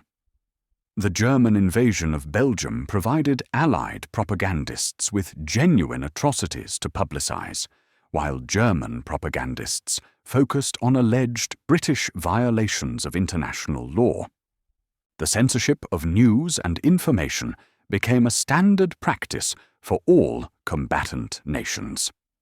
Governments recognized that unrestricted reporting of military defeats and casualties could undermine civilian morale, while information about military preparations could benefit the enemy. Military censors reviewed newspapers, letters, and other communications to ensure that sensitive information was not disclosed. Propaganda efforts extended beyond national borders as each side attempted to influence neutral opinion and undermine enemy morale. German agents worked to prevent American entry into the war, while British propagandists emphasized German threats to American interests. The battle for American public opinion would prove particularly significant in determining the war's eventual outcome. The domestic propaganda campaign also sought to mobilize civilian resources for the war effort. Campaigns to sell war bonds, encourage conservation of food and materials, and promote industrial production became major elements of government communication strategy. Citizens were constantly reminded that they, too, were participants in the war effort. As 1916 drew to a close, the enormous strains of nearly 3 years of warfare were beginning to tear apart the fabric of Russian society. The Tsarist government, never fully competent to manage the complexities of modern industrial warfare, found itself increasingly unable to cope with the challenges of feeding, equipping, and commanding the world's largest army, while simultaneously maintaining civilian morale and economic stability. The military situation on the Eastern Front, despite the temporary success of the Brusilov offensive, remained precarious. Russian armies, though still enormous in size, were increasingly poorly equipped and led by officers who had lost confidence in both their government and their cause. The constant retreats and defeats had shattered the myth of Russian military prowess, while the enormous casualties had devastated entire communities across the empire. Tsar Nicholas II, who had assumed personal command of the Russian armies in 1915, found himself blamed for every military disaster and strategic failure. His decision to take direct control of military operations, while perhaps understandable from his perspective, proved to be a political catastrophe that linked the monarchy directly to Russia's military failures. The Tsarina Alexandra, left to manage domestic affairs while her husband commanded the army, became increasingly unpopular due to her German birth and her association with the mysterious Rasputin. The influence of this Siberian peasant-turned-mystic over the royal family became a scandal that further undermined the monarchy's credibility with both the elite and the common people. Russian industry, despite heroic efforts to increase production, could not meet the demands of the enormous army. Shortages of rifles, ammunition, and basic equipment meant that Russian soldiers often went into battle inadequately armed. Stories of soldiers attacking with sticks instead of rifles, while probably exaggerated, reflected the very real equipment shortages that plagued Russian forces. The transportation system, inadequate even in peacetime, collapsed under the strain of moving millions of soldiers and enormous quantities of supplies across the vast distances of the Russian Empire. Railway networks, designed primarily for peacetime commerce, could not handle the volume of military traffic while simultaneously maintaining civilian supply lines. Food shortages in Russian cities became increasingly severe as the war continued. The combination of agricultural labor shortages, transportation breakdowns, and government price controls created a situation where food was available in the countryside but couldn't reach urban consumers. Bread lines became a common sight in St. Petersburg and Moscow, while rumors spread of hoarding and profiteering. The Russian economy, never fully integrated into the global financial system, struggled with the costs of modern warfare. The government's resort to printing money to finance military expenditures created inflation that eroded the purchasing power of ordinary citizens. Workers found that their wages, even when they could find employment, bought less and less food and other necessities. Political opposition to the Tsarist government, suppressed but never eliminated before the war, began to resurface as military disasters and domestic hardships mounted. Liberal politicians called for constitutional reform and competent government, while more radical voices began to speak of revolution and the complete overthrow of the existing system. The army itself, the traditional pillar of Tsarist authority, began to show signs of disintegration. Discipline broke down in many units, while desertion rates soared. Officers reported that their men were increasingly unwilling to advance in hopeless attacks, and incidents of fraternization with enemy soldiers became more common. The February Revolution, when it finally came in 1917, seemed to emerge almost spontaneously from the accumulated grievances of 3 years of war and mismanagement. Bread riots in St. Petersburg escalated into general strikes and military mutinies that brought down the 300-year-old Romanov dynasty in a matter of days. The Great War served as an enormous laboratory for military innovation, where new technologies and tactics were tested under the most demanding conditions imaginable. The scale and intensity of the conflict drove rapid advances in virtually every aspect of warfare, from individual weapons to grand strategy.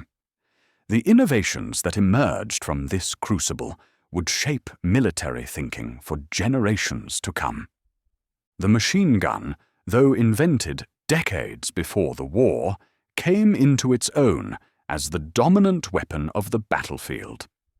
The Maxim gun and its variants could fire hundreds of rounds per minute, creating zones of death that made traditional infantry advances suicidal. Military tacticians struggled to develop methods for overcoming machine gun positions, leading to innovations in artillery support, infiltration tactics, and combined arms operations. Artillery technology advanced at a breathtaking pace, driven by the insatiable demand for more effective firepower. Gun designs that had been state-of-the-art in 1914 were obsolete by 1916, replaced by weapons that could fire heavier shells over greater distances with improved accuracy. The development of specialized ammunition, including high-explosive shells, shrapnel rounds, and gas shells, gave artillery commanders a range of options for different tactical situations. The creeping barrage, perhaps the most important tactical innovation of the war, required precise coordination between artillery and infantry units. This technique, in which artillery fire moved forward at a predetermined pace just ahead of advancing infantry, provided continuous suppression of enemy positions while protecting friendly forces. The success of this tactic depended on accurate timing, reliable communications, and thorough rehearsal. Infantry tactics underwent revolutionary changes as commanders learned to adapt to the realities of modern warfare.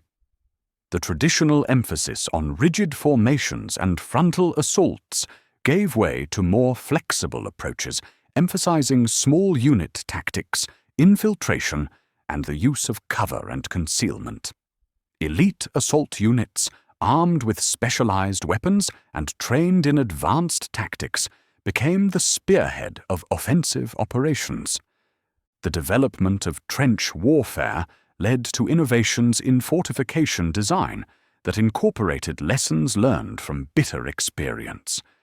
The evolution from simple trenches to elaborate defensive systems with multiple lines, communication trenches, and underground shelters reflected the growing sophistication of military engineering.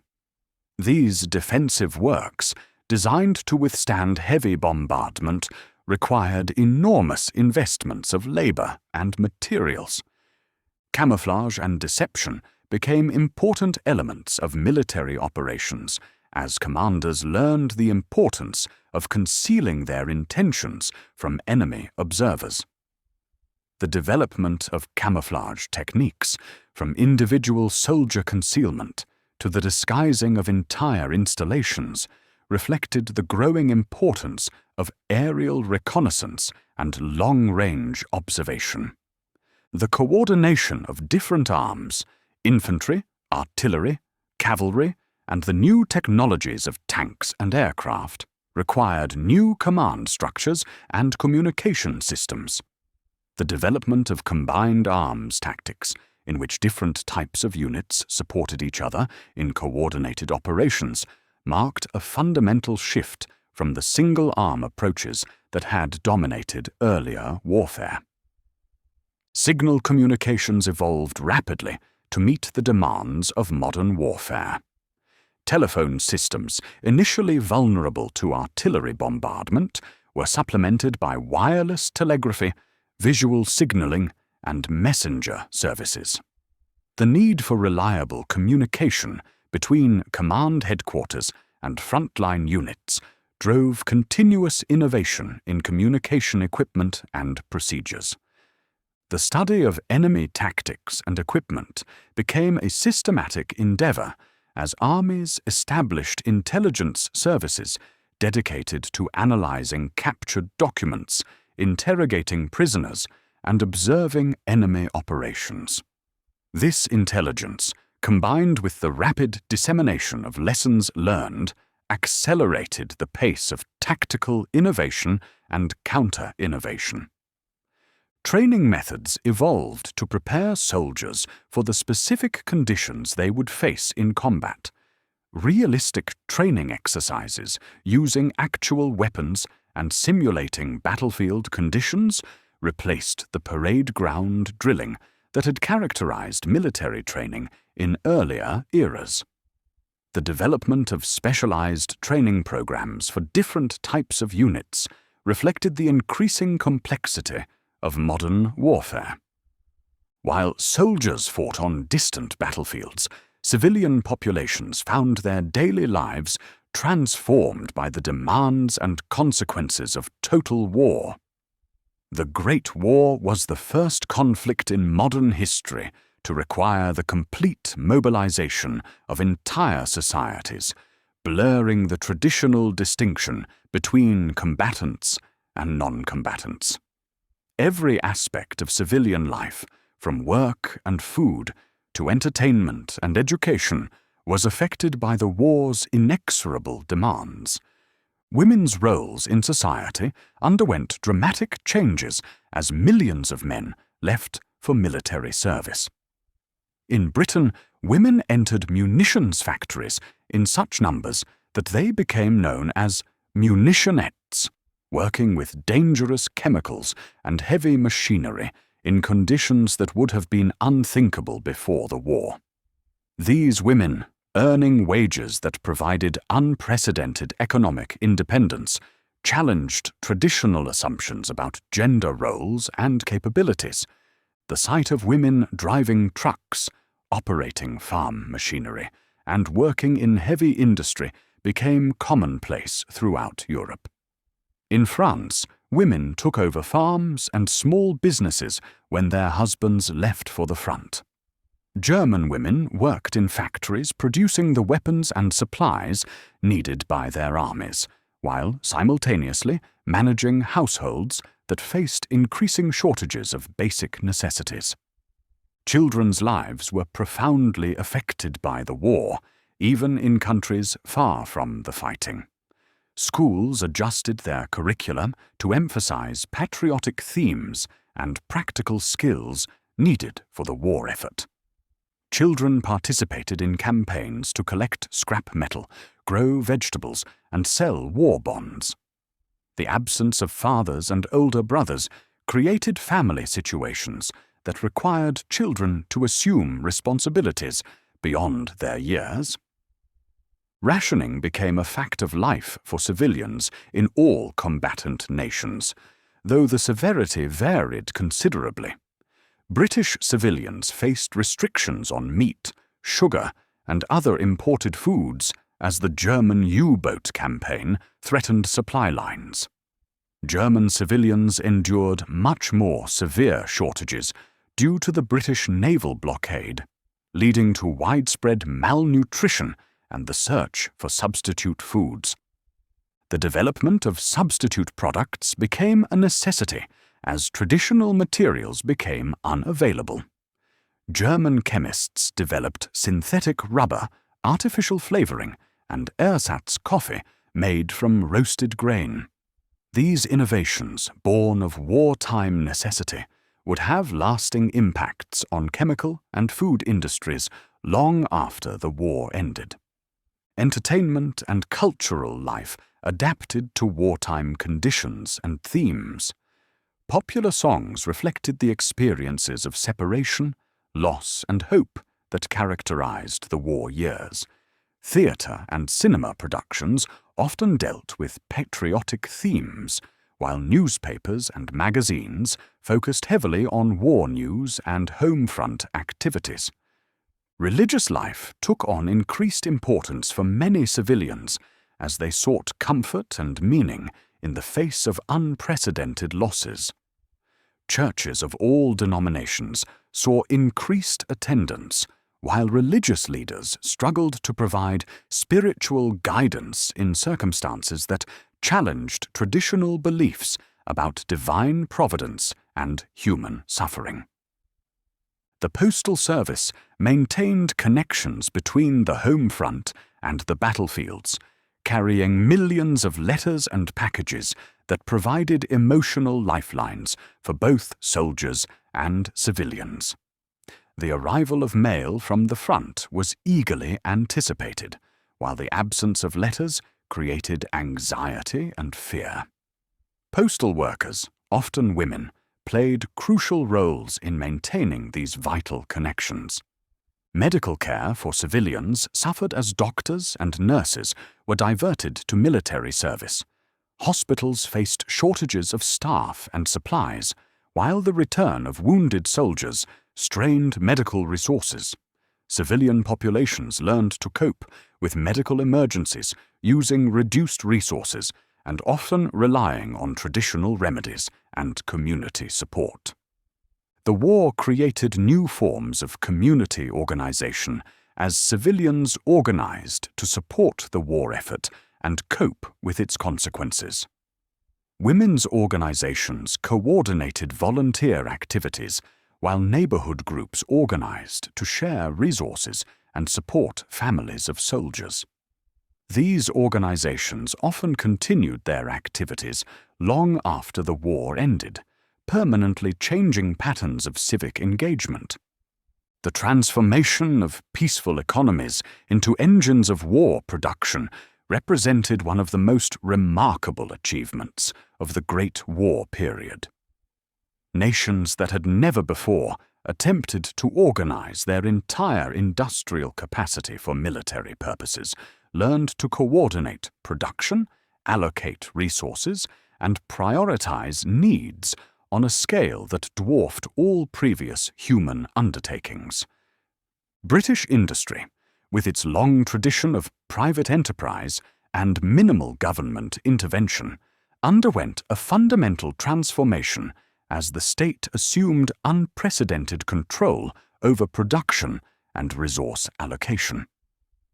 The Ministry of Munitions, created under David Lloyd George, coordinated the efforts of thousands of factories to produce the shells, weapons, and equipment needed by British and Allied forces. The conversion of civilian factories to military production required enormous technical and organizational efforts. Automobile factories retooled to produce aircraft engines, textile mills converted to manufacturing uniforms and equipment, while peaceful chemical plants began producing explosives and poison gas. The speed and efficiency of these conversions demonstrated the flexibility and adaptability of modern industrial systems. Labor relations underwent dramatic changes as governments and employers recognized the crucial importance of maintaining industrial production. Trade unions, previously often viewed with suspicion by government authorities, became partners in the war effort. Strike activity decreased dramatically as workers understood that their production efforts directly affected the safety of soldiers at the front.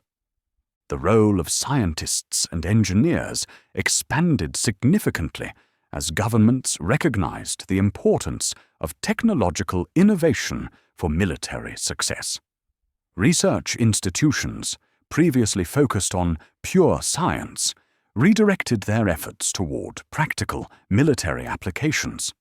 The close cooperation between academic researchers and industrial production marked the beginning of the modern relationship between science and technology. Quality control became a matter of life and death, as defective equipment could cost soldiers their lives. Manufacturing standards were raised to levels previously reserved for the most precision instruments, while inspection procedures ensured that military equipment met rigorous specifications. The emphasis on quality and reliability established manufacturing standards that would influence industrial production for decades. The financing of massive industrial expansion required new approaches to capital formation and resource allocation. Governments issued war bonds to fund factory construction and equipment purchases, while banks developed new lending procedures to support war production. The scale of financial mobilization dwarfed anything attempted in previous conflicts. Raw material allocation became a critical government function, as scarce resources had to be distributed among competing military and civilian needs. Strategic materials like steel, copper, and rubber were strictly controlled, with priority given to military applications. The development of substitute materials and more efficient production processes helped stretch limited resources. Women's entry into industrial production was facilitated by the development of new manufacturing techniques that required skill and precision rather than physical strength. The introduction of assembly line methods and specialized machinery allowed women to perform tasks previously considered suitable only for men.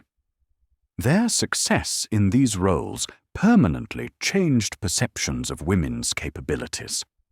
The coordination of production schedules across multiple industries required new forms of economic planning and management.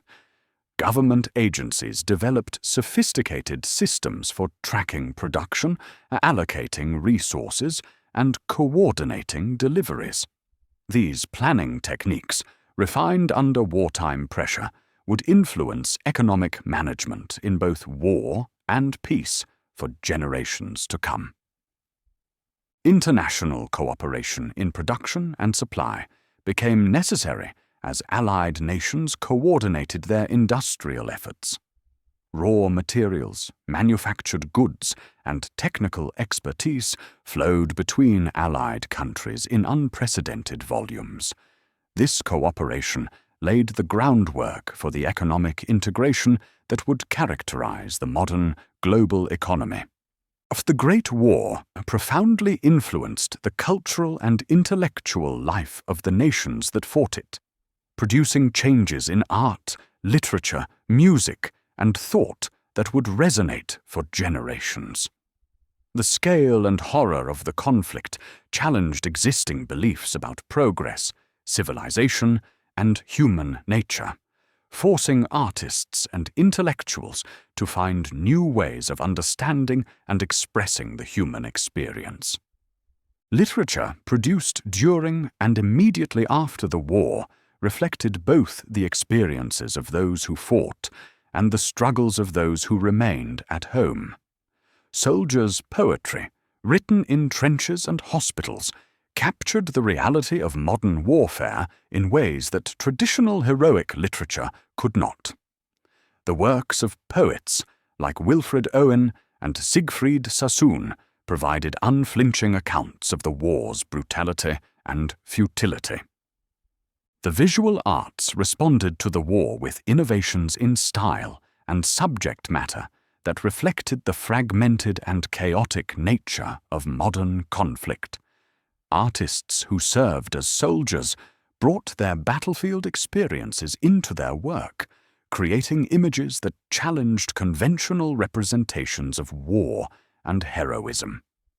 The development of abstract and expressionist techniques provided new ways of conveying the psychological impact of mechanized warfare. Music evolved to reflect both the patriotic enthusiasm of the early war period and the growing disillusionment that followed.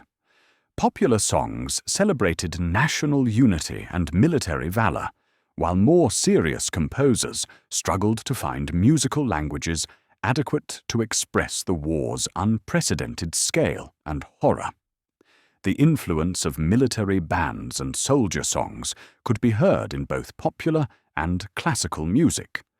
Architecture and design were influenced by the utilitarian necessities of wartime production and the need to rebuild damaged communities. The emphasis on functionality and efficiency that characterized military engineering began to influence civilian construction. The massive reconstruction efforts required after the war provided opportunities for architectural innovation and urban planning. Education systems were transformed by the war's demands and by changing perceptions of what knowledge and skills were most important. Technical and scientific education received increased emphasis, while traditional classical curricula were questioned.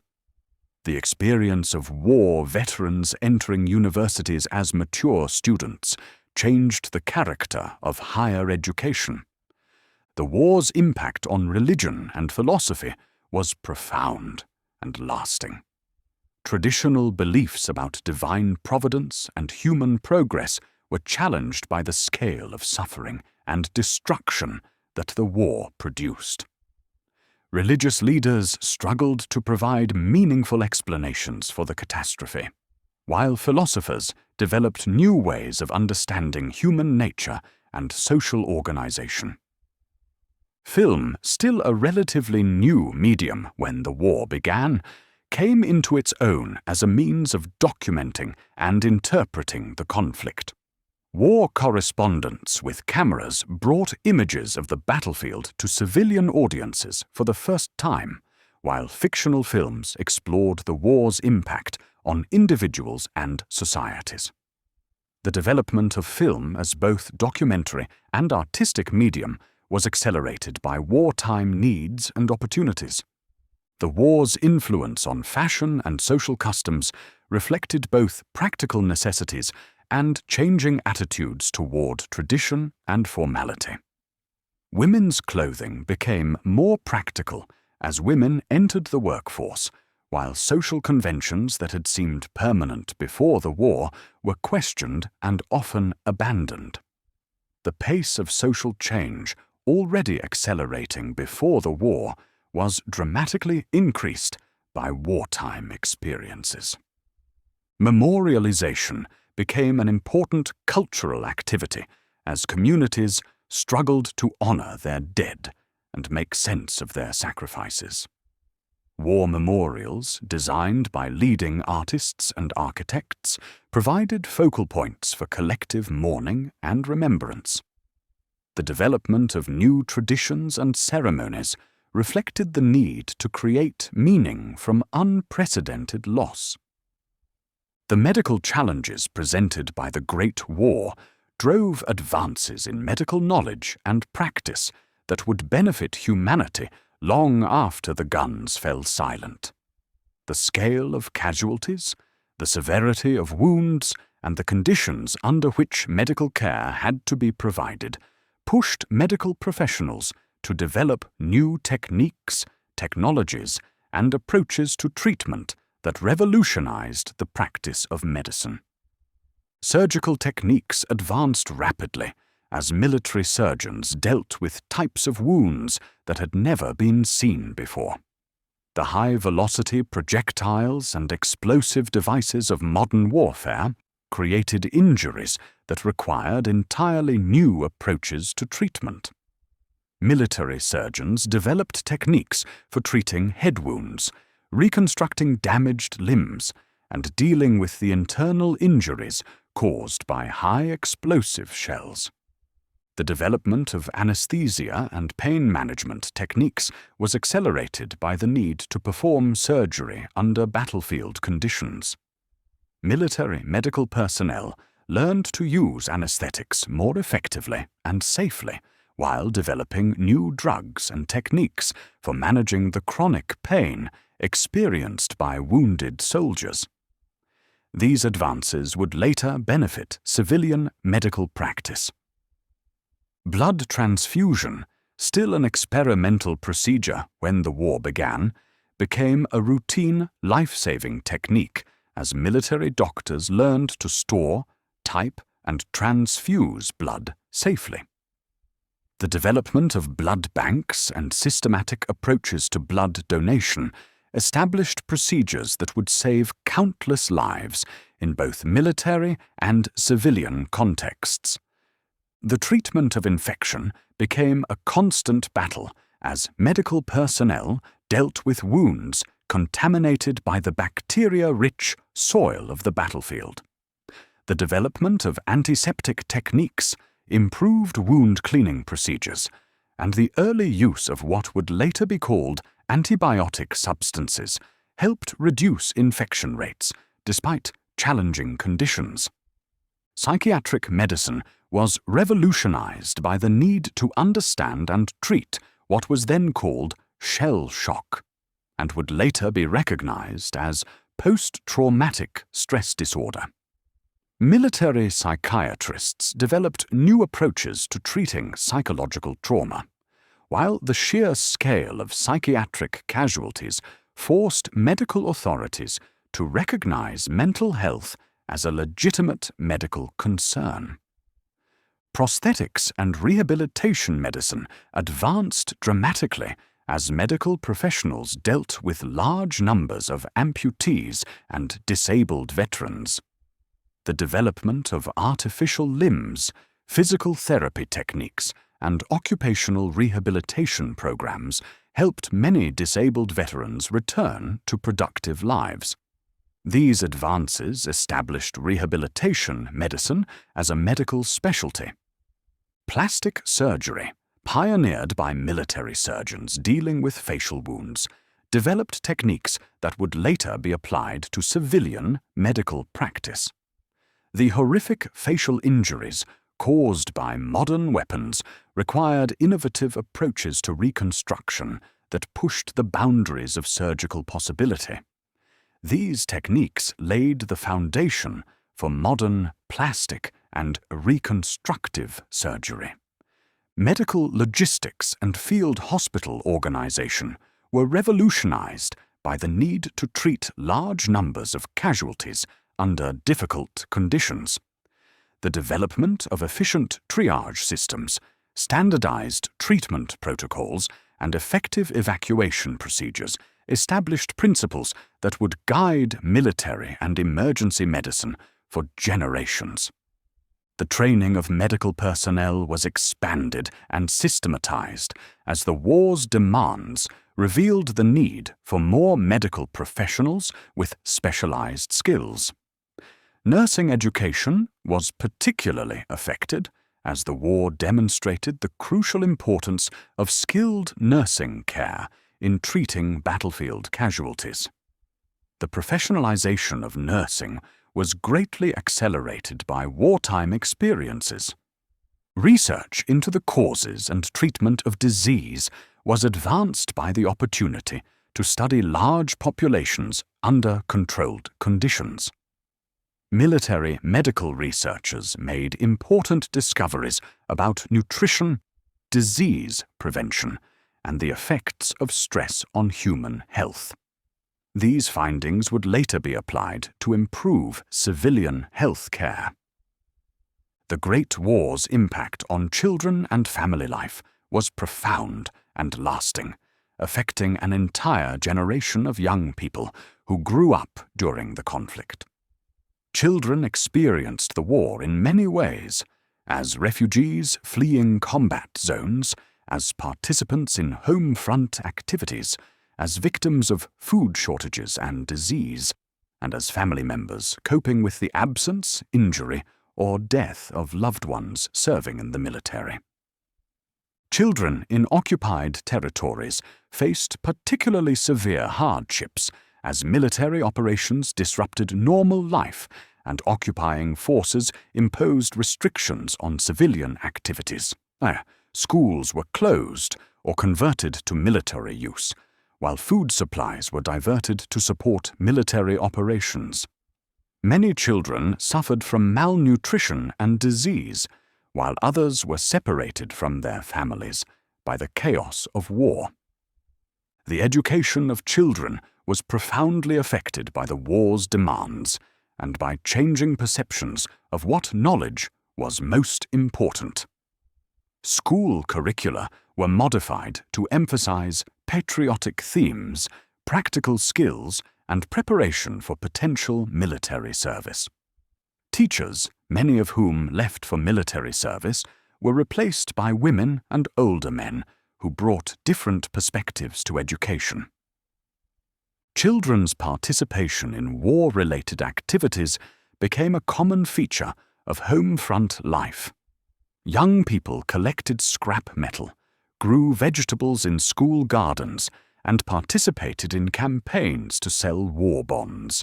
These activities, while intended to support the war effort, also provided children with a sense of participation and purpose during a time of uncertainty and disruption. The absence of fathers and older brothers serving in the military placed new responsibilities on children, particularly in rural areas where agricultural work had to continue despite labor shortages.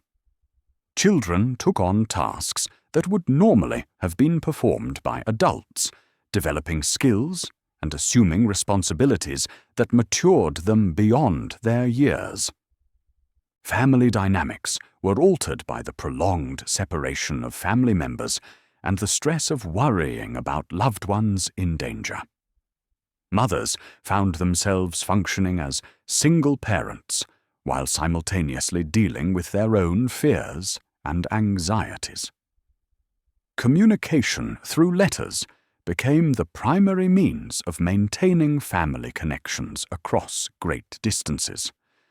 The return of wounded veterans to their families created new challenges as children had to adjust to fathers or brothers who had been physically or psychologically changed by their war experiences.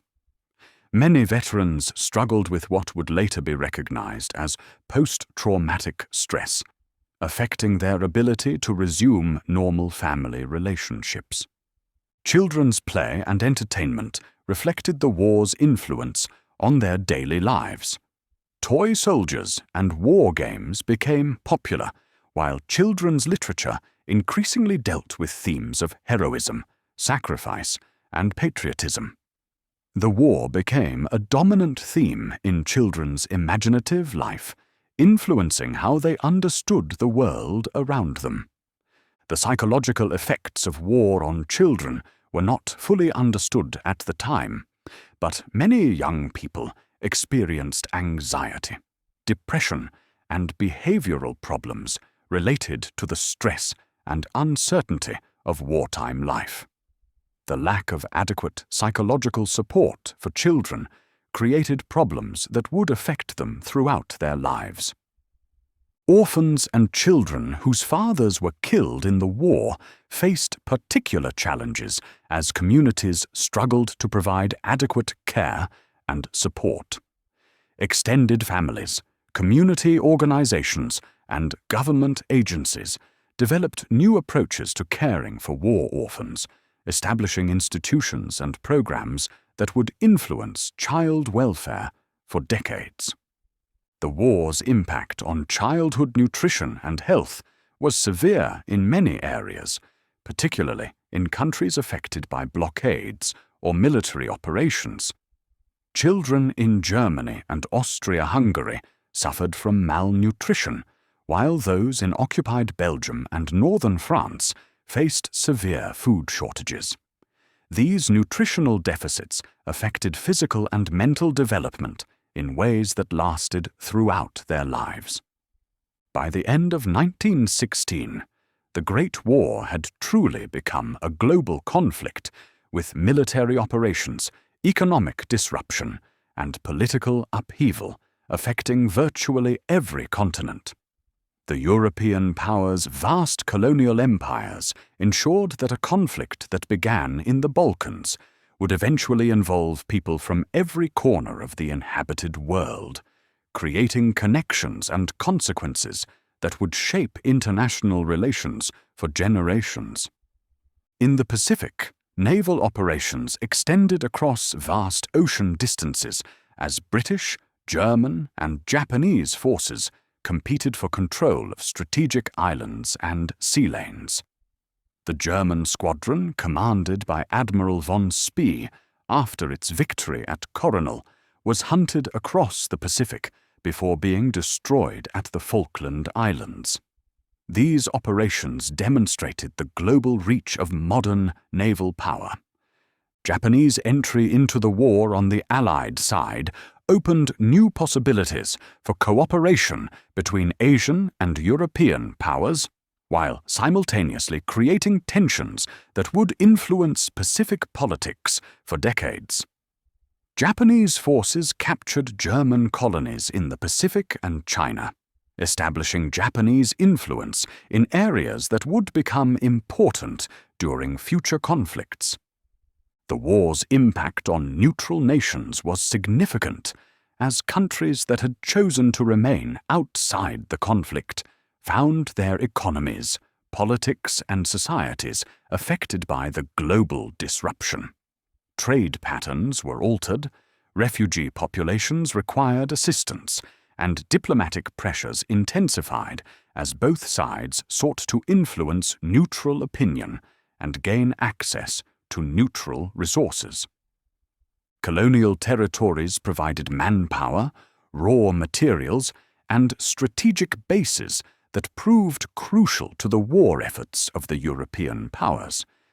Indian soldiers served on the Western Front and in Middle Eastern campaigns, while African troops fought in both Europe and Africa. The contribution of colonial peoples to European war efforts would later influence demands for political independence and self-determination. The economic disruption caused by the war extended far beyond the borders of the combatant nations. Shipping routes were disrupted, trade patterns were altered, and commodity prices fluctuated wildly as supply and demand were affected by military operations.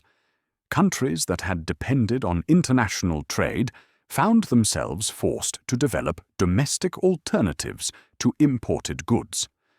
Cultural and intellectual exchanges were profoundly affected by the war as normal patterns of communication and travel were disrupted. Scientific and academic cooperation, which had been increasingly international before the war, was suspended as scholars and researchers were divided by national loyalties and military service. The war's influence on migration patterns was enormous, as millions of people were displaced by military operations, economic disruption, or political persecution.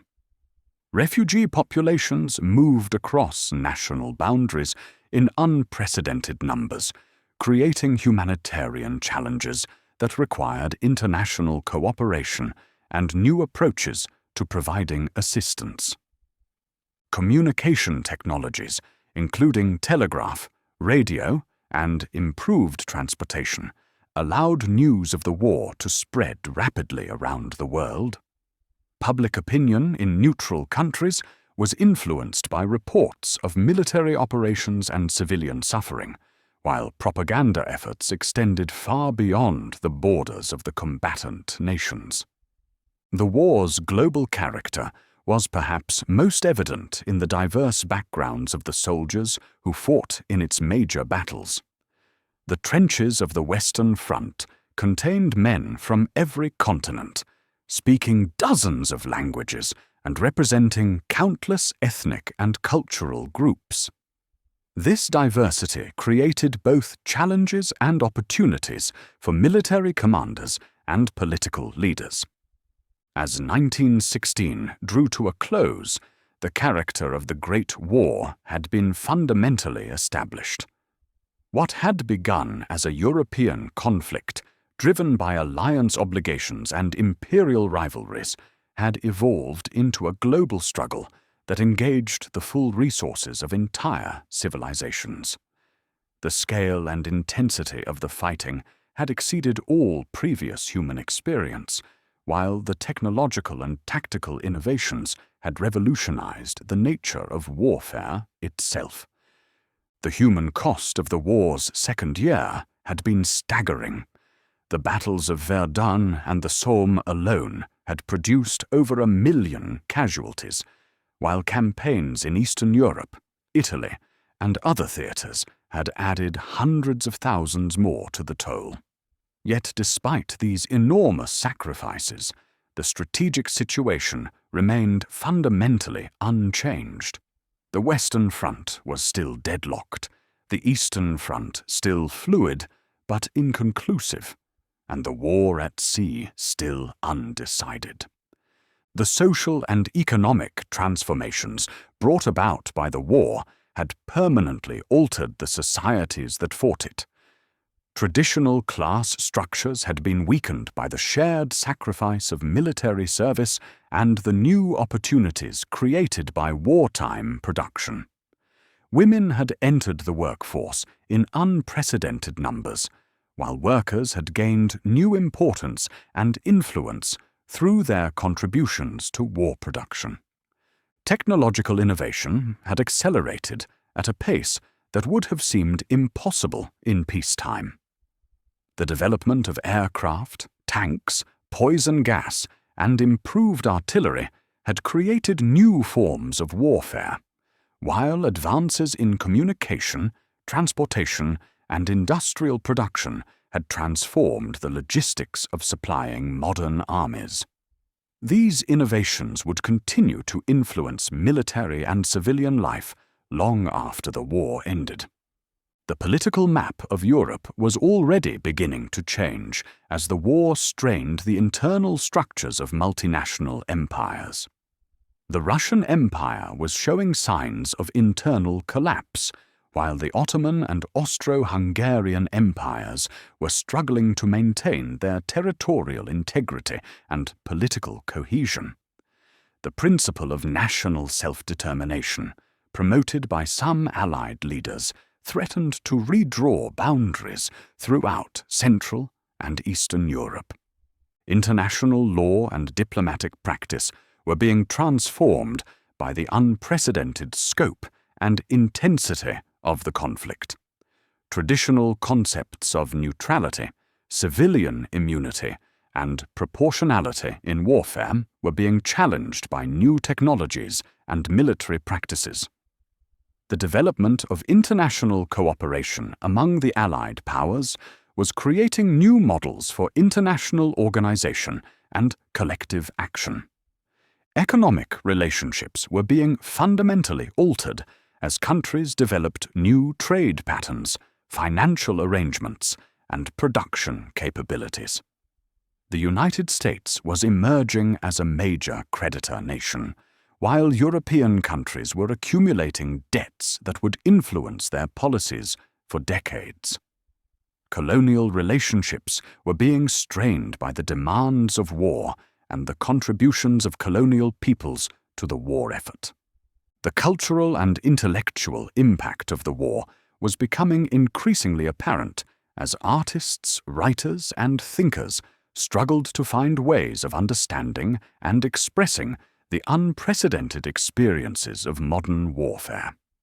Traditional forms of artistic expression were proving inadequate to convey the scale and horror of industrial conflict, while new artistic movements were emerging that reflected the fragmented and chaotic nature of modern life. Medical and scientific advances driven by wartime needs were already beginning to benefit civilian populations. Improvements in surgery, disease treatment, and rehabilitation were saving lives and improving the quality of life for both military and civilian populations. The organizational and logistical innovations developed for military purposes were being adapted for civilian use. As the nations of the world prepared for what many hoped would be the war's final year, it was already clear that the conflict had changed human civilization in fundamental ways. The old world of 1914, with its assumptions about progress, civilization, and international relations, had been swept away by the whirlwind of total war. Whatever emerged from the conflict would be different from anything that had come before. The soldiers in the trenches, the workers in the factories, the families waiting at home, and the leaders making crucial decisions all sensed that they were living through a transformation that would echo through history. The Great War had already proven to be more than just another European conflict. It had become a watershed moment that divided human history into what came before and what would come after.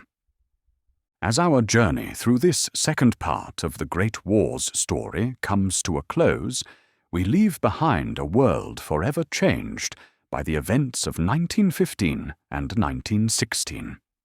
The conflict that had begun with such confidence and enthusiasm had revealed the true cost of modern warfare, while simultaneously demonstrating humanity's remarkable capacity for adaptation, innovation, and endurance under the most challenging circumstances imaginable. In our final episode, we will follow the war's concluding chapters. America's entry into the conflict, the final great offensives of 1918, the collapse of the Central Powers, and the armistice that brought an end to 4 years of unprecedented destruction. We will explore how the world attempted to build peace from the ruins of war, and how the consequences of this great conflict continued to shape human history for generations to come. Until then, rest well, and let the lessons of history guide you toward peaceful dreams.